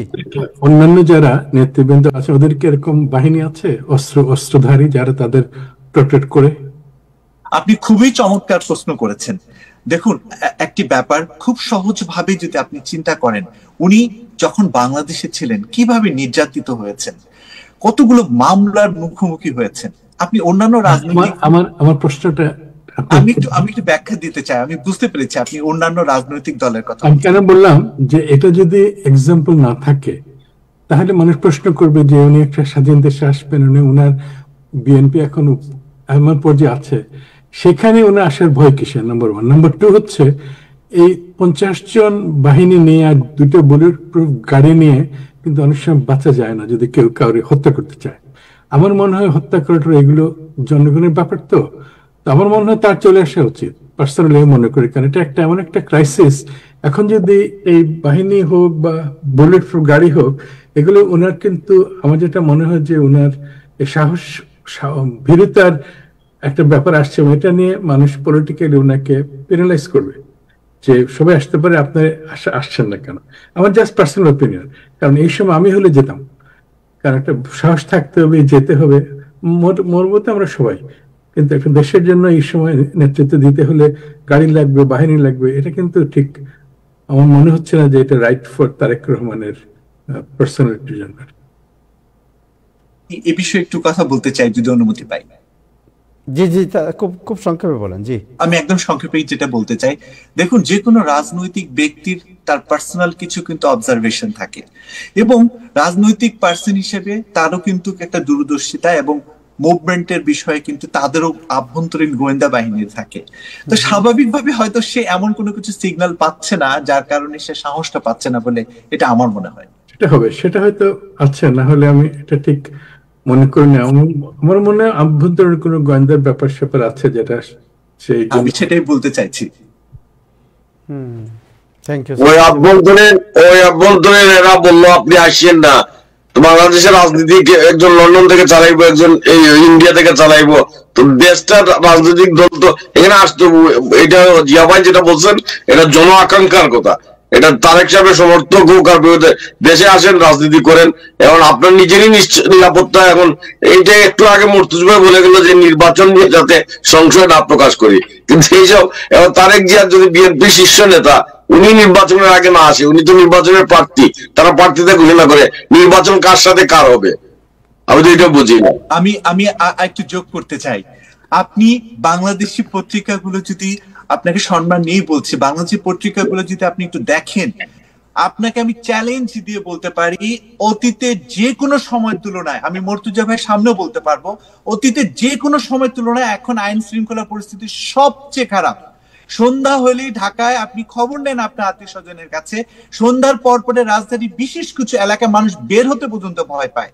এবং খুব স্বাভাবিকভাবে যে আইন শৃঙ্খলা বাহিনী আগে যেভাবে দায়িত্ব পালন করত, তাদের ভিতরে অনেক ক্ষোভ কাজ করছে, কারণ এই ঘটনায় অনেক নিরপরাধ পুলিশও কিন্তু মারা গেছে। সেই বিষয়ে কিন্তু কোনো কথাই হচ্ছে না, সব পুলিশই খারাপ। আপনার কাছে কি মনে হয় যে আপনি তো একজন সংবাদকর্মী, আপনি সংবাদের শীর্ষে আহরণ করছেন, এবং ওভারঅল সিচুয়েশনকে আপনি চিন্তা করে দেখেন যে আমি যদি হাতে হাত গুটিয়ে বসে থাকি, তাহলে একটা দেশে শুধু আইন শৃঙ্খলা পরিস্থিতি না, সব সেক্টরকে আপনি একটু সাজিয়ে দেখেন, চিন্তা ভাবনা করে দেখেন কতটুকু পরিবর্তন করা হয়েছে। এবং সবচেয়ে বড় যে বিষয়, এই যে একটু আগেই আমি একটি কথা বললাম যে আমি আমার ব্যালট পেপার যদি না পাই, অর্থাৎ আমি সম্পূর্ণ ফিল আপ করলাম, আমার ব্যালট পেপারে নেই, আমি কাকে ফোন করব, কার সাথে যোগাযোগ করব? বাংলাদেশের যে ঘটনাগুলো ঘটে এটার কিন্তু কোন উত্তর আমরা সঠিকভাবে পেলাম না। উনি চেষ্টা করেছেন। এখন আপনি বলতে যাচ্ছেন যে এই নির্বাচন সামাল দেওয়ার প্রশাসনিক বাস্তবতা দেশে বিরাজ করতেছে না, দুঃখজনক। 100% চ্যালেঞ্জ করে বলছি, আমি সংবাদকর্মী হিসেবে চ্যালেঞ্জ করছি এই জন্য, আমি চ্যালেঞ্জ করছি এই জন্য যে এখনো বাংলাদেশের 64টি জেলায়, যে আপনাকে বলি যে ম্যাজিস্ট্রেট থেকে এডিশনাল এসপি থেকে শুরু করে সর্বোচ্চ যারা কর্মকর্তা এখনো অধিকাংশ জায়গায় আওয়ামী লীগের সেট আপ, এবং তারা সিগন্যালের অপেক্ষায় আছে। আমি আপনাকে বলছি, আপনি খবর নিয়ে দেখেন যে তারা একটা বড় অঙ্কের অ্যামাউন্ট দিয়ে এখনো নিজ নিজ জায়গা ধরে রেখেছে। এটা অ্যামাউন্টটা এটা কে নিয়েছে অ্যামাউন্ট? শুনেন, বাংলাদেশে যা ঘটে সেটা হলো দৃশ্যমান, একটা হচ্ছে অদৃশ্যমান। দৃশ্যমান কোনো কিছু বাংলাদেশের মানুষ বা প্রশাসনিক বা আমরা যে ভাষায় বলি না কেন, আইন শৃঙ্খলা প্রতিটি সেক্টরে যা ঘটে সেটা হচ্ছে দৃশ্যের বাইরে। অর্থাৎ চট্টগ্রাম বন্দরে কাকে দেওয়া হবে, এনসিপির কোন নেতা কাকে ফোন করবে, কিংবা জামাত কিংবা বিএনপি, বাংলাদেশে আপনি পত্রিকাগুলো ঘাটলে খুব অনেক জায়গায় কিছু কিছু ঘটনা স্পষ্ট ভাবে কিন্তু চলে এসেছে। এনসিপির কোন কোন মানে রিলেটিভসরা কোথায় কোথায় দায়িত্ব পালন করছে। এই যে আমাদের পাশে কানাডিয়ান এম্বাসি আছে, কানাডিয়ান এম্বাসিতে আমি যদি বলি যে এনসিপি যে শীর্ষে থাকা ব্যক্তি তার আপন বোন কিভাবে সুযোগ পেল এখানে মিডিয়া দায়িত্ব, এর সঙ্গে নির্বাচনের কি সম্পর্ক? এর সঙ্গে নির্বাচনের কি সম্পর্ক? খুবই চমৎকার। অন্য কথা কেন বলছেন আপনি? আমি একটু বুঝি বলি আপনাকে। আপনি আমাদের প্রথমে বললেন যে তারেক রহমান কোন ক্লিয়ারেন্স পাননি। স্বরাষ্ট্রমন্ত্রী একাধিকবার বলেছেন তিনি নিরাপদে আসতে পারেন, তার নামে কোনো মামলা নেই। সরকার একাধিকবার অ্যাসুরেন্স তাকে দিয়েছে, সরকারের তরফ থেকে কোনো বাধা নেই তার। তিনি আসছেন না কেন তার সেটা ভিন্ন কারণ, কিন্তু ফ্রম দ্য গভর্নমেন্ট সাইড কোনো বাধা নেই। বাকি সব কথা আপনি বললেন স্পেকুলেশন, তথ্য না দিয়ে আপনি আমাদেরকে স্পেকুলেশন দিচ্ছেন। আপনি আমাদের বলে দিলেন যে সব, এর আগে আমরা শুনেছি সব জায়গায় জামাত, এখন শুনতে পেলাম সব জায়গায় আওয়ামী লীগ। সবই কিন্তু আপনার কল্পনা আপনার, এর কিন্তু কোনো তথ্য ভিত্তিক কোনো প্রামাণিক কোন তথ্য আপনার কাছে নেই। আমি মনে করি নির্বাচনের জন্য সরকার সর্বাত্মক প্রস্তুতি নিচ্ছে, প্রতিদিন প্রস্তুতি নিচ্ছে। আপনি দেখেছেন, গতকালও দেখেছেন নির্বাচন কমিশনার কি হবে, ইলেকশন কমিশনার কি হবে, এই নিয়ে সমস্ত প্রক্রিয়া শুরু হয়েছে। ফলে গভর্নমেন্ট স্টেপ বাই স্টেপ এগুচ্ছে। ফেব্রুয়ারির প্রথমার্ধে নির্বাচন হবার জন্য সকল ব্যবস্থা তারা একের পর এক গ্রহণ করছে। সেখান থেকে আপনি আমাদের স্পষ্ট বলে দিলেন নির্বাচন হবে না আওয়ামী লীগের কারণে, এটা আমার কাছে গ্রহণযোগ্য নয়। না, আমি নির্বাচন হবে না কথাটা বলি না, আপনি ইন্ডিকেট করছেন যেহেতু নির্বাচন সব জায়গায় টাকা নিয়ে খেয়ে বসে আছে আওয়ামী লীগ, তাই তো আপনি বলছেন।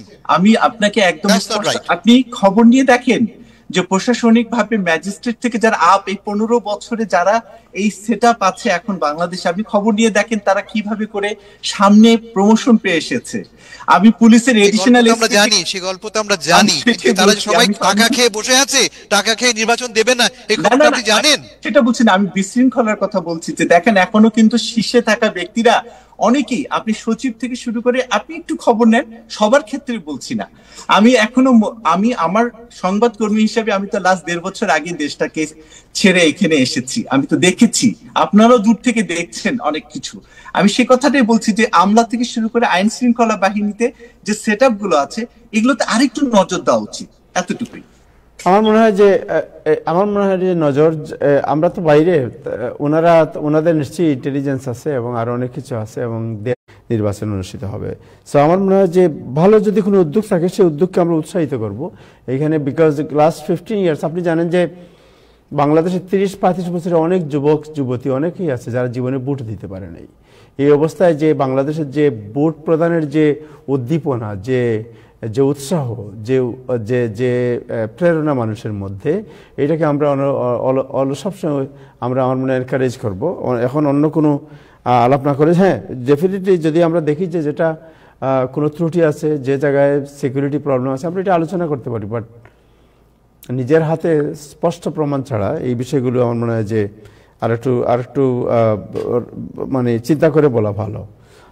সপ্তাহের মধ্যে আবু তাহের সাহেব, আমরা মনে করি ঈদের চাঁদ দেখানে গেলে না মানুষ উৎসাহ উদ্দীপনা দিয়া মানে ঈদের নামাজে যাইবো, সপ্তাহের মধ্যে যদি তফসিল ঘোষণা হয় তখন আমরা বাস্তবতা দেখবো। তবে আরিফের কথা যেটা যে খুব সিরিয়াসলি আরিফ যেটা উড়ে দিচ্ছেন, আশঙ্কা আছে, এবং গত 1.5 বছরে তারা ওনারা চেষ্টা করেছে একটা নির্বাচনে যাওয়ার, এটাই তো একমাত্র প্রতিশ্রুতি, এবং এই প্রতিশ্রুতি বাস্তবায়নের জন্য সরকারের একটা অন্তত প্রকাশ্য এখনই আমরা সরকারের একজন লোককে দেখলাম যে তিনি নিশ্চিত করতেছেন নির্বাচন দ্রুত হবে। আমরা আশা করব দ্রুত নির্বাচনের তারিখ ঘোষণা হবে, অন্তত নির্বাচনমুখী হবে দেশটা, তারপরে আমরা অন্য সমালোচনা করব।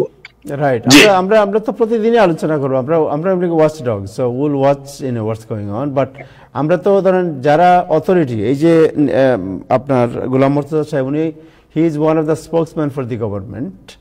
তো উনি যখন বলেন যে ফেব্রুয়ারির প্রথম অর্ধেক যেভাবে ইলেকশন হবেই, তো এটা নিয়ে আমরা আর্গুমেন্টে যেতে চাই। উনি যেহেতু বলছেন, আমরা ওনাকে অ্যাকাউন্টেবল করবো এই জন্য যে আপনি বলেছিলেন সরকারের পক্ষ থেকে, সো আমরা ইলেকশন দেখতে চাই। আমরা এইটাই আমাদের অ্যাটিটিউড হবে। মার্জারি টেইলর গ্রিন হইলো এই যে মহাভারতের করবো না এখন, এইখানে মাসের থেকে কঞ্চি বড় হয়ে গেছে।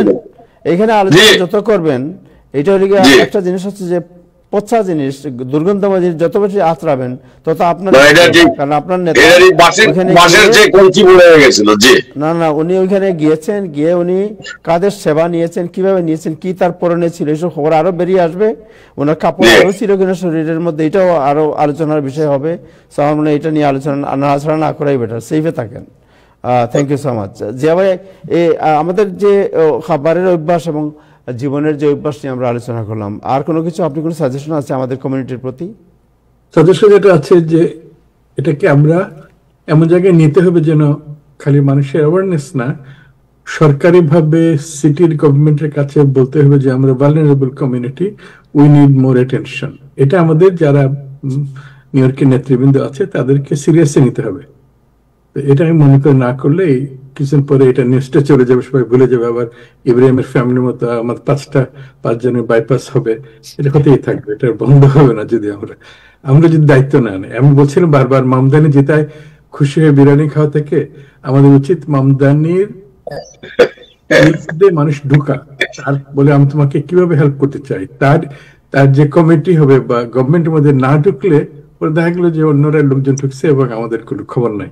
এটা নিয়ম, এটা আমরা বড় হয়েছে দেখে যে ঢুকতে হবে। খালি খুশি করলাম, বললাম যে মামদানি আমাদের বন্ধু জিতে গেছে, it's not going to work. Thank you so much. Thank you. আমরা ফলো আপ করবো everything. Thank you professor Ziauddin Ahmed, thank you Ibrahim Siddique Khokon. Hasan ভাই, আপনাকে অনেক ধন্যবাদ সময় দেওয়ার জন্য, thank you so much. Arifur Rahman, আপনাকে অনেক ধন্যবাদ। দর্শক, আজকে এ পর্যন্তই, আগামীকাল আবার দেখা হবে। সবাই ভালো থাকবেন, খুদা হাফেজ।